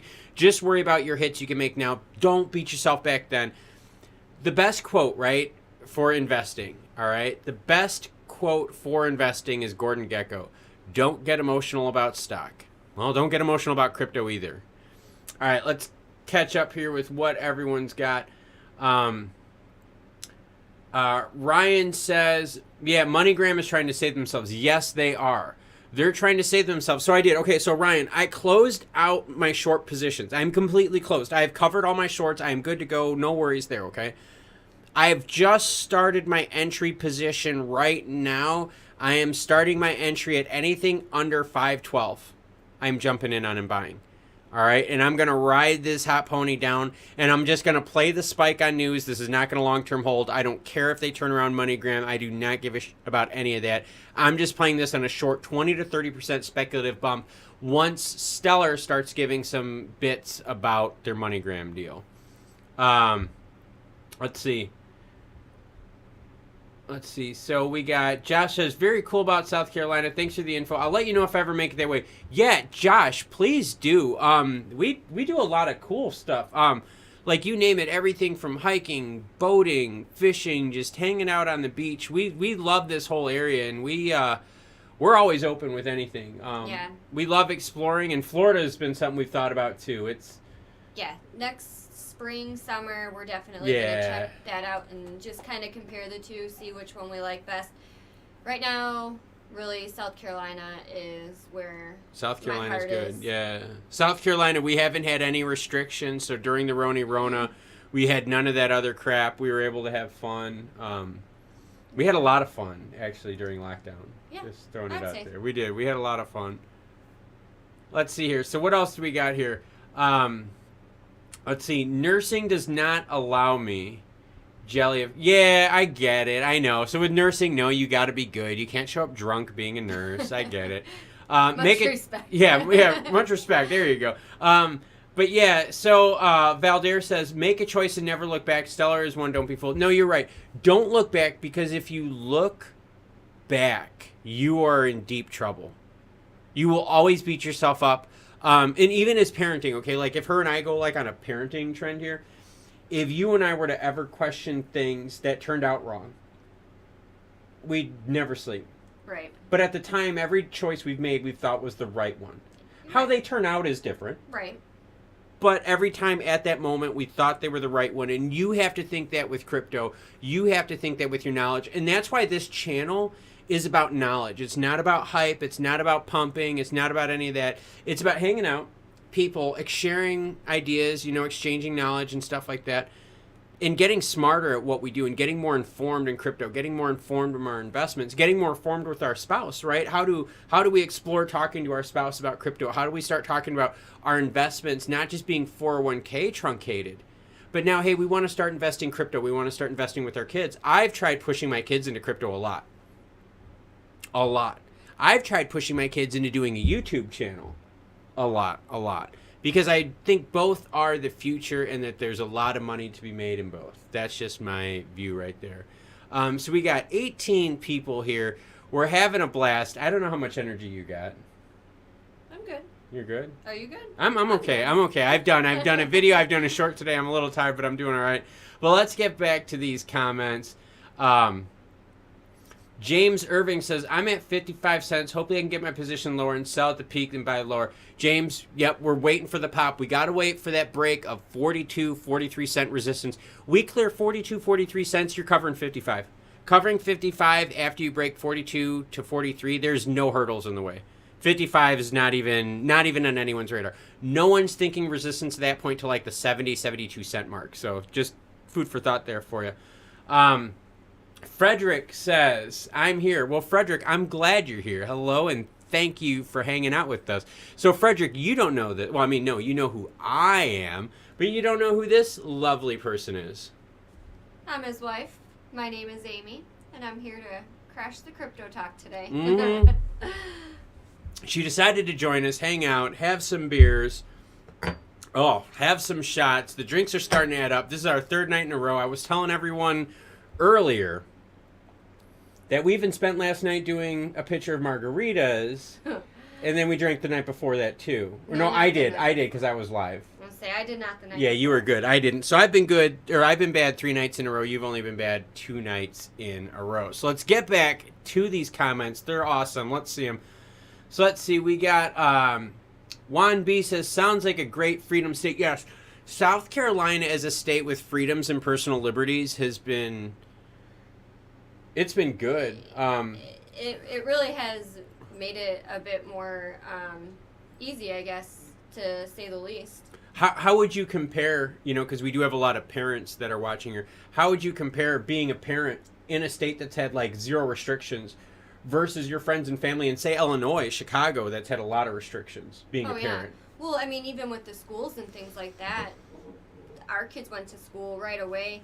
I feel like just having them socialize, even, with different like stipulations in order to do that, I would much prefer them to be out and about socializing, even minimally, than kind of cooped up in the house all the time. So, and we actually, just so you guys know, we're always welcome to host parties, family, friends here, and so forth. We had family hang out with us last year when the Rona was really bad. And I can tell you that everyone that came out here that visited from lockdown states loved South Carolina. It was a breath of fresh air for everyone here. It is. It was really nice. So, yeah, South Carolina, it's a great state. This is now the 2nd time we've lived here. And, man, it's legit. I love it. I love South Carolina. I cannot complain about it. All right, so let's get you caught up again. They're going to talk about it at Meridian. Get in before. Yeah, I know. Meridian's going to be big. If you guys don't know this, I'm registered for Meridian 2021. If anything breaks, I am going live. There are no husband chores. There's no honey-do list. There's no cook the roast, throw that shit in the oven. There's no do laundry, watch the dogs, none of that shit. I'm doing nothing the 16th and 17th because I'm going to be hanging out at Meridian. So if anything breaks, I'm going to bust it to you guys live and then do like a synopsis video that I'll post on the regular page. So don't worry about that. Virtual Unknown says shots. If we get enough support from the comments section, someone's right? a bad influence. Yeah. If you guys want to influence my wife, help us out in the comments section. We'll get her to do more shots, but we won't do it until we get the comment support. But let's get back. Let's see. Make it sound fantastic. Can't wait to see the place. Yeah, it's seriously, Josh, it's legit, man. And if you go to Florida, dude, hit me up. We are not far away, and we're on the coast a lot. We spend a lot of time on the coast, so love that place.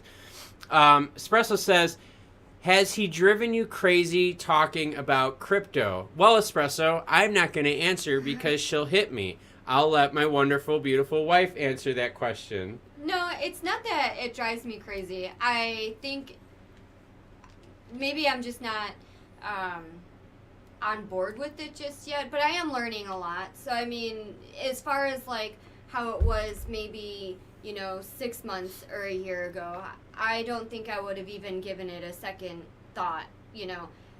I'm being educated, and I think it'll just take me baby steps to kind of get up there. So I'm not against it. It doesn't drive me crazy. I'm just not completely on board with it just yet.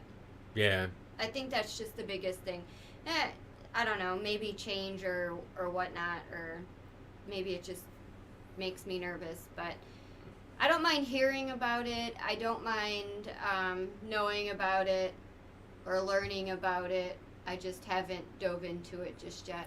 Yeah, and that's where, again, so if we have a lot of spouses out there, right? And again, remember, crypto is a very heavy male-dominated place, right? So if you want to get XLM, if you want to get crypto adaptation out there, if you want to get the population as a whole, you need to include women. Like, if that is the one thing that I have learned, you need to include women in these financial decisions because more and more women are the head of household financially. And more women, even if they're not head of household financially, they are in charge of finances. So you really, really got to include women with this. It is huge. All right, so we got Virtual saying shots. Again, if we get enough support, we will have my wife do shots and send her off to work tomorrow feeling rough. I don't mind doing that. Josh chimes in, Klaus and Amy, I take it you two aren't vaxxed, but I don't want to assume. No, we're not vaxxed. I believe in proactive medicine. I'm not going to get political. I believe in proactive medicine. I believe in healthy living, healthy eating. I've had a few medical issues where I needed surgeries and so forth. From that point on in my life, anything I've ever wanted to do health-wise, I've done by losing weight, exercising, eating good, meditating, drinking to keep my blood pressure down when certain people get to me. So no, not vaxxed. South Carolina is not a big vax state. Most of the South isn't either, and we don't have much of a case history here. So, I mean, our kids have been in school the last 2 years, so it's not even really a big thing here. Let's see.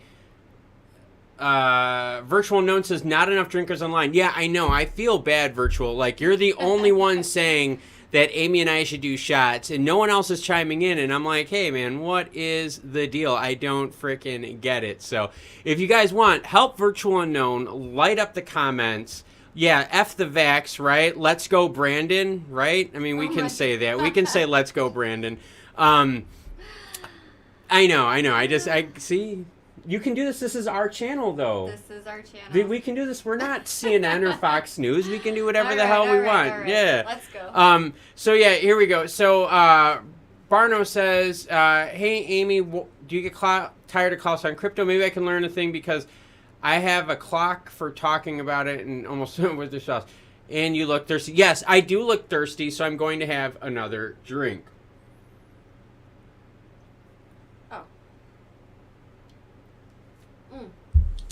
But I think, honestly, even if I don't participate in the crypto, I still think it's important. Like, if something is important to your spouse, or if your spouse is passionate about it, I think it's good to listen and know about it. Yeah. No, I totally agree. So even if it's something that she's not passionate about, okay? It's something that I'm very passionate about on finance, and it's something that we work towards a common goal together. Like, so for instance, okay, my wife is not hardcore analytics in crypto, but she's got one of the best personalities of anyone else out there. So I asked her, hey, can you join us on the live stream? So yeah, I mean, she's not like going to be in like the crypto like hardcore talk, but she's participating with us. And I think it's important that we include people and keep them part of this crypto conversation. I agree. That work? Yeah. We got a whole bunch of vaccine comments. Yes, let's go, Brandon. Yes, let's go, Brandon. Do you guys know that my wife got mad at me for chanting "Let's go, Brandon" at the White Sox game? I did not get mad. I just told you not to do it. She got mad at me for yelling "Let's go, Brandon" at the White Sox game, even though Obama was on the monitor giving a political message. She yells at me, not the White Sox, so you know where we stand here. So now let's see. We got F the Vax, Mark of the B, I'm a mediator too, not vaxxed here. A lot of no vax love. Way to go, guys. Be healthy. Just don't be a non-vax person for non-vaxxing. If you're a non-vax person, do it because you believe in natural health. You believe in exercising, eating good, and so forth. You can ask my wife. I go on heavy vegan stints when it comes to eating. I go very strict with eating at times. What's in the shot glass? All right, so what's in the shot glass is this. It is sheepdog peanut butter whiskey. But the only way that we're going to do a shot of, or actually another shot of sheepdog peanut butter whiskey, is if we get enough people begging my wife to do the shot in the comments section. So if she gets enough peer pressure, we're going to have her do the drink. But yeah, let's get back to the comments here. XLM $20. Yes, XLM at $20 is possible. It is at the higher threshold that I believe of a functionality standard, but yes, it is still possible. Oh my God, we have some fans here. Woo, White Sox. Yes, holistic medicine, and we got Virtual Unknown saying go White Sox 2022. Virtual Unknown, where are you from? You have to do that. Virtual Unknown, let us know where you're from. Oh my gosh, I have to hear. We have James Irving laughing at all of us because, yes, we're drinking and having fun.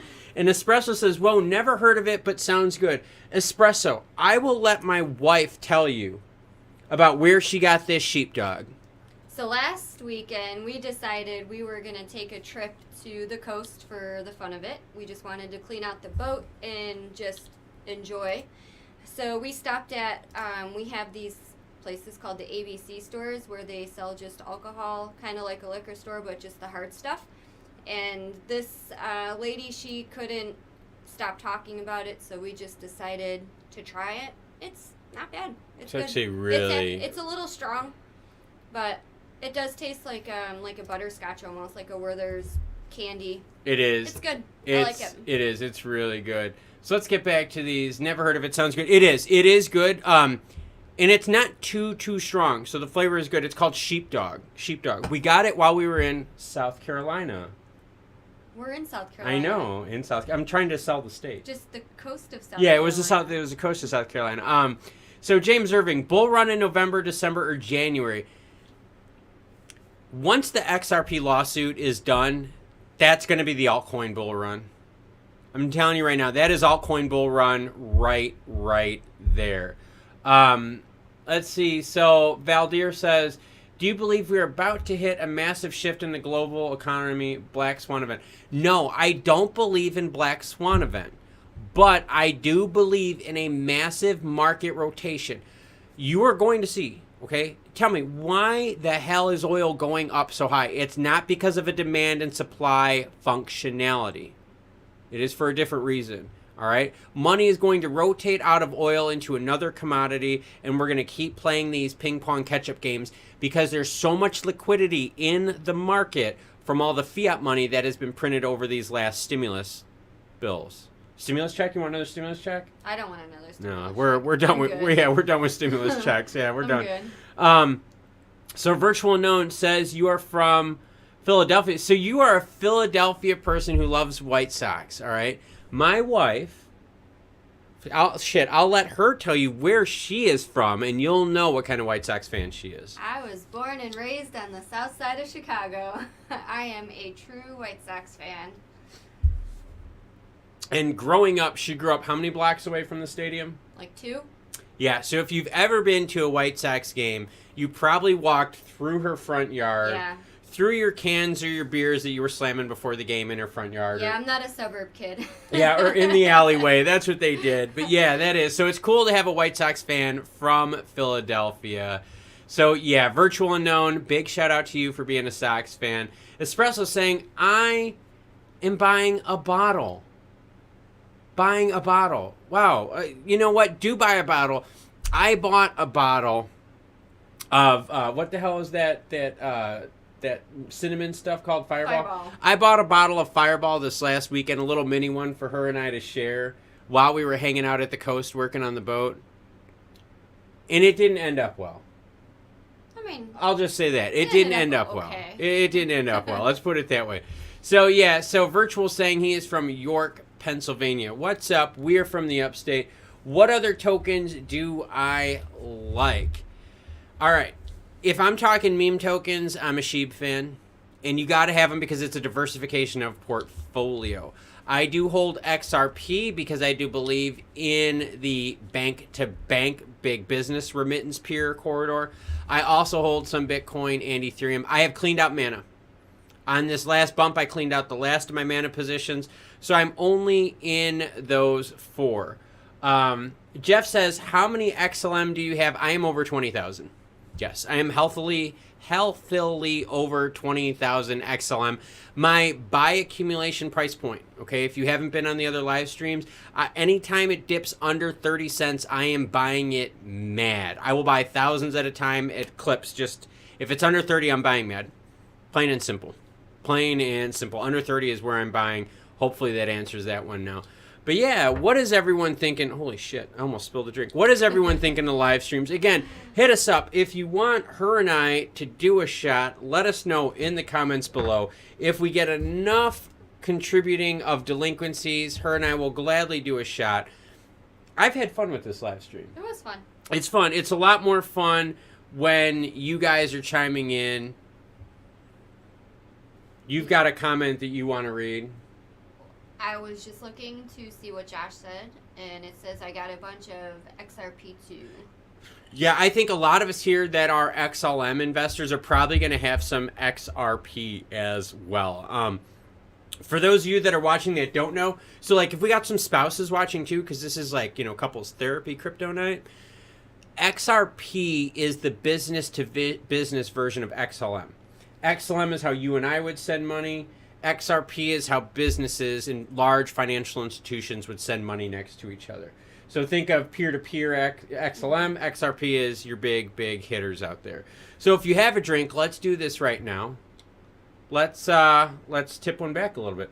Yeah, see, Virtual is trying. He's the only one out there that is contributing to the delinquency of minors. No one else is contributing to this. I am not a minor. God, yeah, I know. Yeah, no, yeah. I'm not, sorry. My wife is not a minor. I'm not contributing. I am contributing to her delinquency, but she is not a minor. So let's catch you up here. So Barno says, nothing on PWG or bad question. No, nothing on PWG. I don't know what PWG stands for as an acronym, because seriously, there's so many acronyms. People like tell me, oh, do you know this, this, and this? And I'm like, dude, you could use that as a whole bunch of different things. So it's kind of crazy. Let's see. Jeff says, I'm 100% XLM and Link. Jeff, if you don't mind me asking, what's your percentage of each? Are you a 50-50 split between XLM and Link, or are you 75-25? Let me know. I'm kind of curious about that. And if we have any other Link fans in here, let me know. Link fans in here. Christopher Young cheering us on, but not enough people. We've got one person cheering on that she does a shot. Only one person. That's not going to work. She doesn't even listen to me. She's going to need a lot more than just one of you guys to help us out. We got James Irving saying, I have Bitcoin and XLM, but why only depend on two when there are tons? James, I don't know how old you are, all right? I'm telling you right now, I was around in the late 90s, early 2000s when the dot-com bubble happened, all right? My wife was a little young. She's 3 years younger than me. She was a little young when that was happening.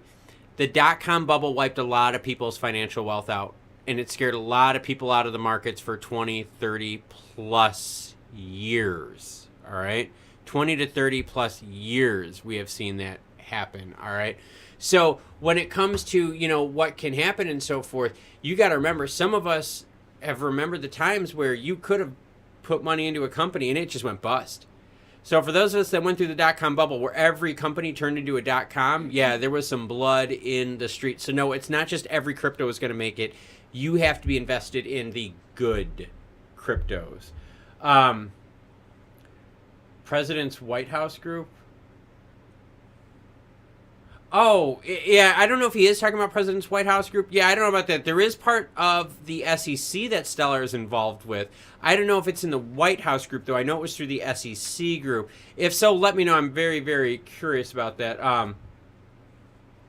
Let's see. So then Jeff says 80% Link, 20% XLM. Jeff, let us know in the comments. What do you like about Link? Like, what is the big reason you like Link for? I'm kind of curious about that because I know we have some Link lovers in the house right now. Jeff said, Barno says, Presidential Working Group. I asked 20 minutes ago with the full name and the real question. Sorry. Oh, no. You're totally cool. It is sometimes hard with the chats. I will say this. It's way easier with her keeping track of chats than it was before, but I'm trying to keep track of chats plus my screen up here. So if I do miss something, I do apologize. That is not my intention. Ryan says, or Jeff says, I would get more XLM, but I snatched up a few thousand Link when it was under $2, so for tax reasons, I can't convert too much of it. Yep, that's how I'm also doing this. The reason I'm also playing long in XLM, so I don't have to pay long-term gains tax. I'm sitting in the green right now. Barely green. I'm going to hold it so I don't have to pay long-term capital gains, which we know can save us a good amount because South Carolina's tax is 7%. And feds can hit you anywhere from 11 to 35, 42%, depending on your tax bracket. Let's see. Ryan says, I have about 100% in XLM. Ryan, you got to diversify. Diversify, son. You wouldn't put 100% of your money into Tesla. No, so don't put 100% of your money in XLM. And again, that is not financial advice. This is for entertainment purposes only. But yeah, try to diversify. It'll at least make some of your nights sleep a little bit easier. I concluded it's the best one for the long term. Ryan, no, you are right. It is. Let's see. We got James Irving saying, I'm definitely getting at least 1,000 in XLM, maybe 500 in XRP after this bull run. After this bull run, okay, let's say this. Let's say that crypto goes quiet after this bull run, right? And I mean, it goes really, really quiet.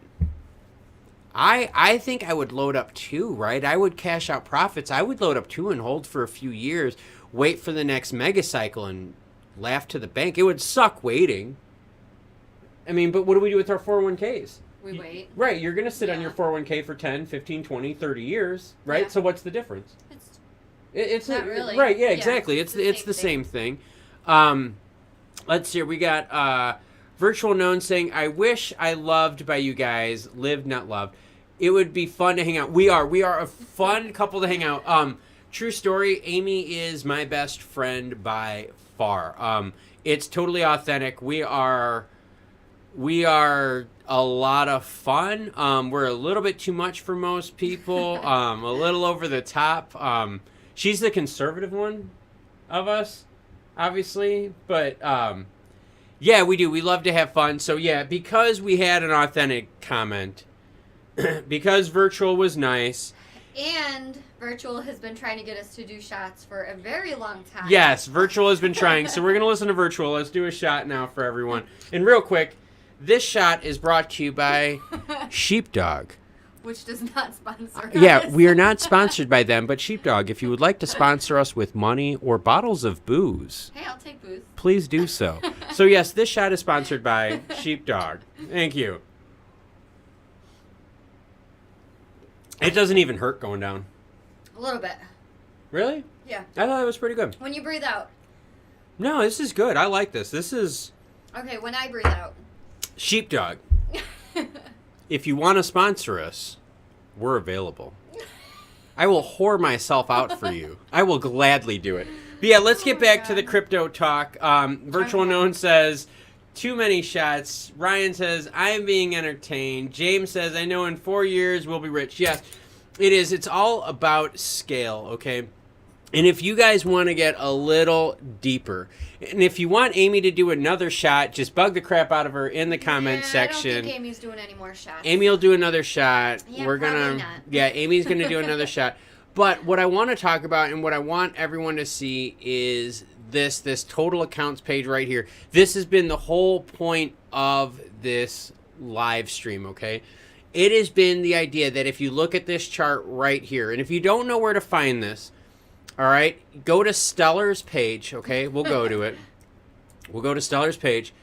Scroll all the way down at the bottom, all right? Go to stellar.org. Scroll all the way at the bottom. Go to the Ledger Explorer, and you will see that information, all right? Go to the Ledger Explorer. Scroll down. You will see wallets. That's what we've been talking about tonight is wallets. All right, so let's catch up again real quick. Congratulations on the shots. Well, yes. Well, thank you because you encouraged us. Josh Fisher is saying allez au revoir. So, allez au revoir, mes copains. So, for any of you Canadian fans out there, a little bit of French for you, no big deal. Barno says, this is the link for the article, and Stellar was in the Advocate and Advisors group. The only blockchain company that was there. They even talk about automated market.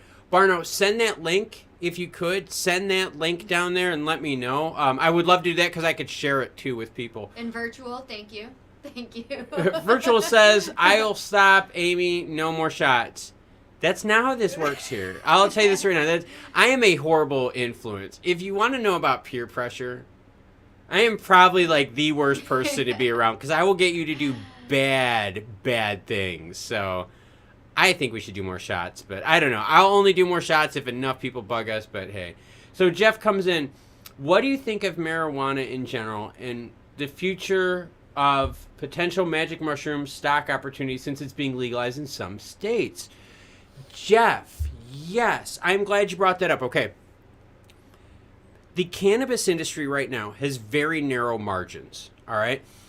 Anyone who has lived in Colorado, gone to D.C., gone to Cali, gone to Oregon knows when you get into big cities, you can buy an ounce for $100, under $100, and it will be good stuff. The margins have gone to crap, all right? When cannabis first came in the industry, you could buy it for, I mean, they were making tons of money on it. People were waiting outside of doors. It was nuts. Cannabis boomed, and then it shrunk, all right? shrooms, right? It's going to be the same idea, but not as big of a class of people are going to be taking it, okay? So like if I poll the whole country out there and I say, hey, whole country, right? How many of you are into cannabis? There's going to be over 50% that are going to be cool for cannabis, right? Now, if I go to that same chunk of people and I say, hey, how many of you guys are into shrooms? You're going to find a much smaller segment. So right there, your pool of people that are going to be investing and buying in this is going to be small. The other thing that you have to worry about too is that because it is a smaller pool, are you going to get anything out of it? Right? Our company's going to go public and scale thinking psilocybin is something that we can go to scale in. All right. So I want you to think about that, and I want you to think about the mechanics of it, right? In the cannabis industry, the booms have happened. You've made your money the first few years and you have been done. You haven't made crap since. And no one can argue with me with that, because when I went through Colorado, I saw what the dispensaries were like. They were empty. I saw their shine-in sheets. They were empty. So you got to watch that boom and bust thing, okay? Psilocybin, it's a much smaller group. People don't get into that as much as possible. All right, so what else we got? We got Josh saying, I'm visiting Sedona, Arizona. I've been drinking fresh spring water all day. So those will be my shots for the night. Apologies, I'm a lightweight. No worries about being a lightweight. When you have kids, and this is a public service announcement, when you have 3 kids, and they create gray hairs and drive you up a wall, alcohol is how you can solve it all. Telling you, man. So yeah, don't worry about being a lightweight. This just happens when you get when you have kids, and actually our kids are getting older, so it's nice for us to hang out. But no, we're just enjoying hanging out with you guys, catching up. You should do more shots, just not Amy. No, I agree. I like it. This is a relationship. This is sharing is caring. Okay, we like to share We're here. We're gonna be friends. Yeah, this is sharing is caring, right? Let's see. It says Chris says, Coors, but I'm a Marlins fan. It's okay. We won't hold it against you. You're a Marlins fan? So then did you like Ozzie Guillen when he was a Marlins coach? Ozzie. Yeah, Ozzie. All right. So now Chris says I'm double banned. No, you're not double banned. The Coors, you might get banned for the Coors, man, because the Coors is rough. Marlins fan will tolerate, because the Marlins were able to generate winning baseball teams while having the lowest payrolls out there. Yeah, check it out. Them in Tampa Bay. Yeah, amazing story. Josh says, Virtual is writing from patient AA. Ignore him. Yeah, no, we will ignore him. Patient is not in AA. Also, the numbers that the EU might use Stellar for CBDCs as well. Shots for Klaus. If I had shots, I would do one right now, but I don't have a current shot. I do have a beer. I will drink a beer. So if we are talking about, Jeff says, also the rumors are that the EU might use Stellar for their CBDCs. If the EU uses Stellar for CBDCs, our buying opportunities might be limited real quick. I mean real quick. You would get an initial spike on the rumor, right? Which would be, oh, it's going to happen.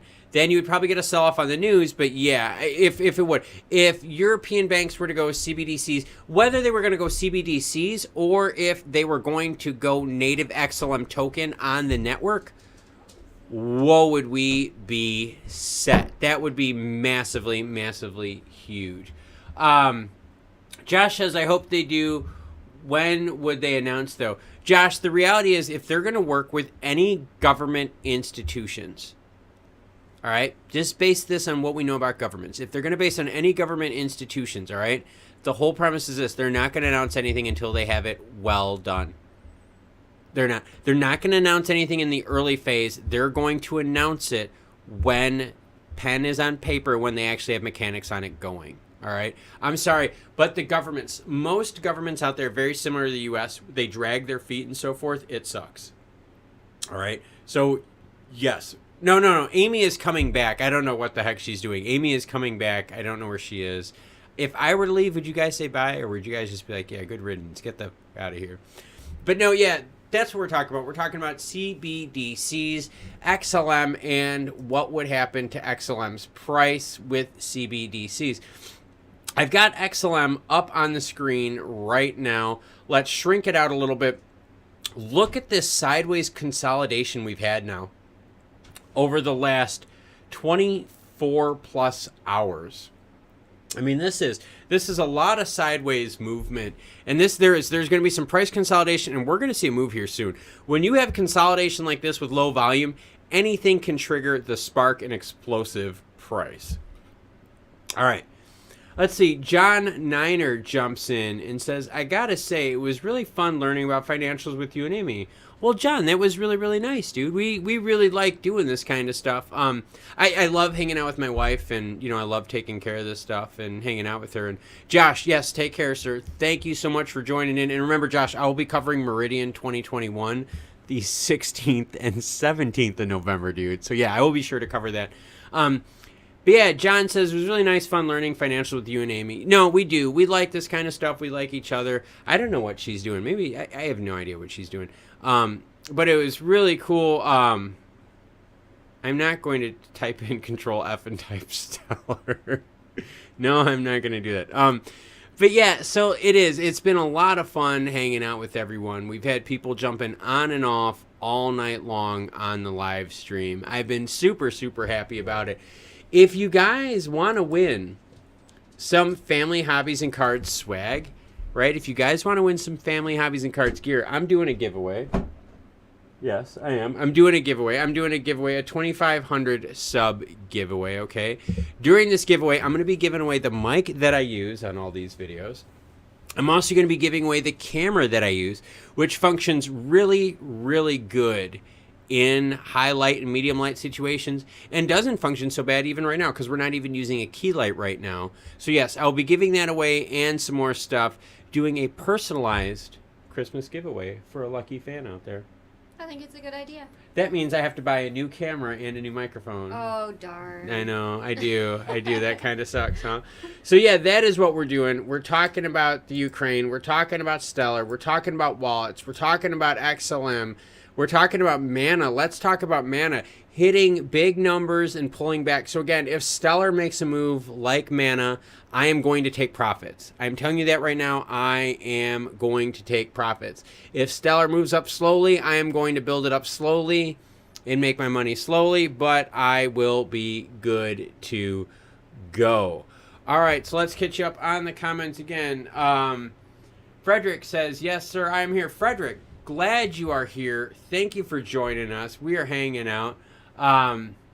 Virtual says, giveaway. Hi, Amy. Yes, we are. I think they thought I cashed out on you. Yeah, I think they did. You guys probably thought she left. You're probably like, oh, she's probably puking in the bathroom or something like that. I just needed to stretch my legs. That's all. Is that what it is? Yeah, she just had to stretch her legs, But yeah, like, Virtual, if I had, how about this? I'll turn the mic over to Amy. No, why do you want to do that for? You guys ask Amy a question, and I'll get shots for myself, and I'll keep doing shots as long as you guys encourage me. So do me a favor. Ask Amy questions while I get a drink, and I'm going to use the bathroom. Just not about crypto. Just don't ask her about crypto. Ask her about South Carolina stuff and or boating. Or boating. Or White Sox baseball. Yeah, White Sox baseball. I or boating. That. I'm good with Chicago stuff, too. So do that. If there's stuff... I would say this. If no one asks a question, I would gladly then explain, like, how you feel about how crypto now is becoming more popular just over time. Like, when we were in Vegas, we saw the ATMs. $40,000 freaking coin ATM. We did. So, I'm going to go pee. Okay. So, if you're good. Okay. Just make it fast. Yeah. Don't stick me behind here. Go for it. Tell a good South Carolina story. I think Klaus is going to get me a shot. I'll do one more, only because you're persistent. And explain to you about your White Sox trip recently. And hello, welcome to anyone that's new, because I have not seen. You have to announce who you are, what we're talking about. My name is Amy, and I am... Oh, you can see my dog. My dog's got in the room. They like to be on TV, too.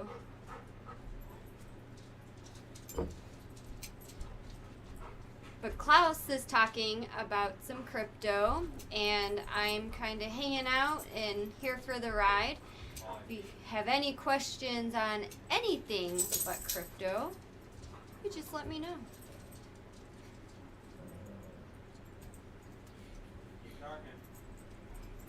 Klaus is encouraging me to keep talking. Come on, I know someone has a question for me. Anything.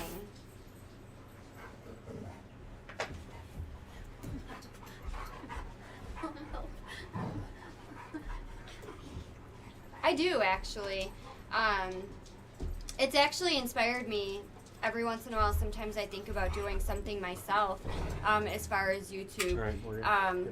Part of it is doing something, that you are passionate about. Like Klaus is very passionate about doing the crypto stuff, and it's nice to see. Like I got to sit in with him doing a live stream, which I don't always do, but it's nice to see that it's engaging. That there are people that have the same interest, that you kind of feed off of each other. So I see that other people had different investments in crypto other than what maybe Klaus even had.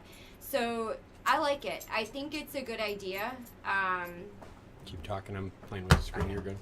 But I think the whole YouTube thing is a good idea.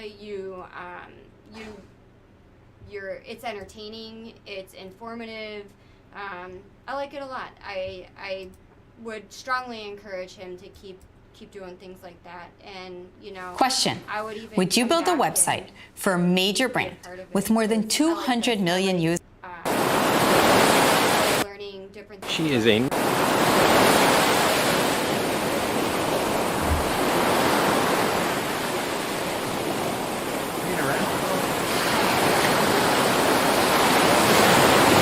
Little choppy today. Alright, so if you guys didn't see it, Family hobbies and cards here. Oh, yes, Today what we breed are of dog do you have? looking Do you guys at wanna see our dog? Carver. Do you guys I wanna see just gave her a bath for the season. She is a 1988 28 Carver Santiago twin stern drive 3.7 Mercruiser LXs. Let's climb up the stairs and go in the boat. Alright, get down. Get down. Next dog, next dog. Alright, the official name of this boat is Rogue One, and we are now climbing up on the deck. German Shepherd. Got the sliding hatch door here He's to behind the us in the light. inside. The inside you can The see big one will knock us over. we have a real nice heavy, but full-size we do. couch, We've got another 3 bedroom shepherds, all the way up there. Another bed down here where we put the TV. Small galley. Kitchen right here. Saloon's not a bad size. Yeah. Bathroom, we Alright, just use it for so, storage when we're not we using the also boat, got, but it's got a nice bathroom. Barno chimed in. What boat do you Fridge, ride? Barno, we got the burner boat stove. up on the screen right Basically now. brand new. It is Nice our sink Carver system. Santiago, Huge our big 27 footer. Love this Feel boat. She nice. is a big Oh, I see back there in the big distance. girl. Looks like Holy a crap, beautiful is she that a tall. big girl. Step 3 prepares I've got it Rogue up on One the for her screen right next now. journey It at is a sea. fun. We tackle some engine maintenance, Fun replace a bilge boat. pump, and install a So- new It's like composting camping, toilet, but which on water. Yeah, there you go. I Is love is it. that is the sound better, you guys? Sorry about that. I hope you guys didn't catch the sound blowing out through the screen. Is that any better now with the sound? So Virtual says, I'll do a shot with Klaus. Let me know when you are ready. We are going to be doing a shot of Tito's vodka. Again, Tito's, if you would love to sponsor the channel, this growing channel, yeah, please do so. So I'm going to pour, which shot was mine? This one was Yeah, mine, right? And I will not be doing a shot of So Tito's. Amy will not be doing a shot because you guys did not encourage her heavily enough. But I will be doing a straight shot of Tito's. So, for Virtual, when you are ready to do a shot, sir, we're going to do it in 5, 4, 3, 2, 1. Bottoms up, Buttercup. Ooh, and that was good because there was still some peanut butter in my glass. A little residual. Oh man, that is some rough stuff. So yeah, that's what we're talking about right now. Let's get back to your questions. I've got the boat video up there. If you guys are kind of curious, yep, that is the boat that we do. This is our boat that we got up on the screen right now. Actually, it's a commercial right now, what you guys are seeing. But yes, this is the boat that we have right now. That is what we spend a lot of time with. So let's get back to your questions. Frederick says, yes, price predictions for XLM end of year. XLM end of year. If end of the year we can be at 50 cents, I will be happy, okay? I will tell you this right now. I will be happy if we're at 50 cents end of the year. And then when the XRP lawsuit happens and gets cleared, we move forward, all right? We move forward. Sorry about that with the sound, guys. I forgot I do have keyed in sound with the videos. I'm going to leave my boating video up there because my wife loves boating, and I love boating. Yes, Anthon's peanut butter vodka. This was peanut butter whiskey. We did a shot of peanut butter whiskey first, and I followed it up with vodka, but since I didn't rinse out the glass, it tasted like peanut butter vodka. Peanut butter vodka. So yeah, that's how it goes. So yeah, it's been pretty cool. We've had a whole bunch of fun tonight. We've talked a lot of crypto. We've talked about how to get your spouse involved with crypto. Yeah. We've had our spouses here with us. We have. You know, it's been a lot of fun. Yeah, I've had a total blast out here. But yeah, for Barno, this is the boat that we use. This is our 27 Carver. She measures 32 feet in overall length. We could sleep, 5 adults? Easily. Yeah, easily sleep 5 adults. I'd probably push it closer to 7 adults on our boat. And we could easily have 10, 12 people on the top deck, middle deck, and bottom. Yeah. Oh, easily. I would say Oh, yeah, so. easily, yeah. Plenty of space on the boat. We love it. We keep it near the ocean in South Carolina. It is an awesome, awesome place. So, yeah, we've got our boat up on the screen right now. We love it. We were just there last weekend. We love it a lot. It's my happy place. Yeah, so Stellar, if you guys get any Stellar questions, please ask us below. Otherwise, I think what we'll be doing here, we might wrap this up here pretty soon so that you and I can enjoy the rest of our night. As in just you and I can enjoy the rest of our night.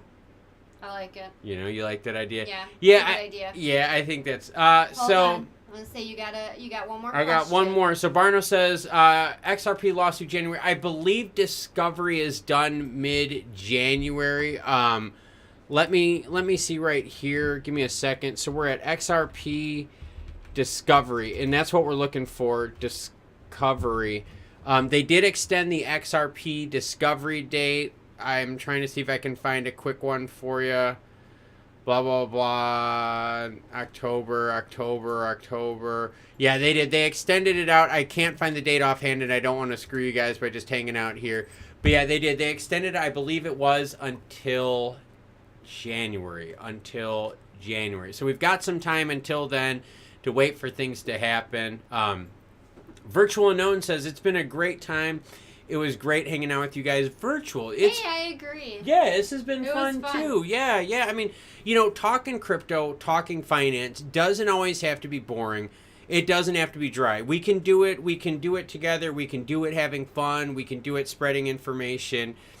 You name it, all right? We can do anything with crypto, and that's the joy of this channel. It's the fact that we can do and talk about crypto how we want and bring that news to you guys how we want. So, Virtual says, all good things must come to an end. Hope to see you guys both again. Yeah, I do. I bet you I will be able to twist her arm plenty of time to come and hop on again. Yeah, sure. And drink again. Yeah. Yeah, I think we can. I think we can get her to drink again.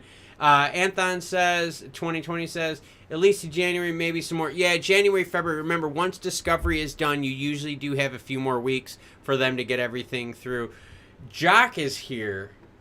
Jock from the great place of PR is here. Yes, Jock from PR is here. Good night, guys. Good show. Can't wait until 16/17. Christopher Young, Colorado person out there. Enjoy, Christopher. Glad you hopped on. Glad you hung out with us.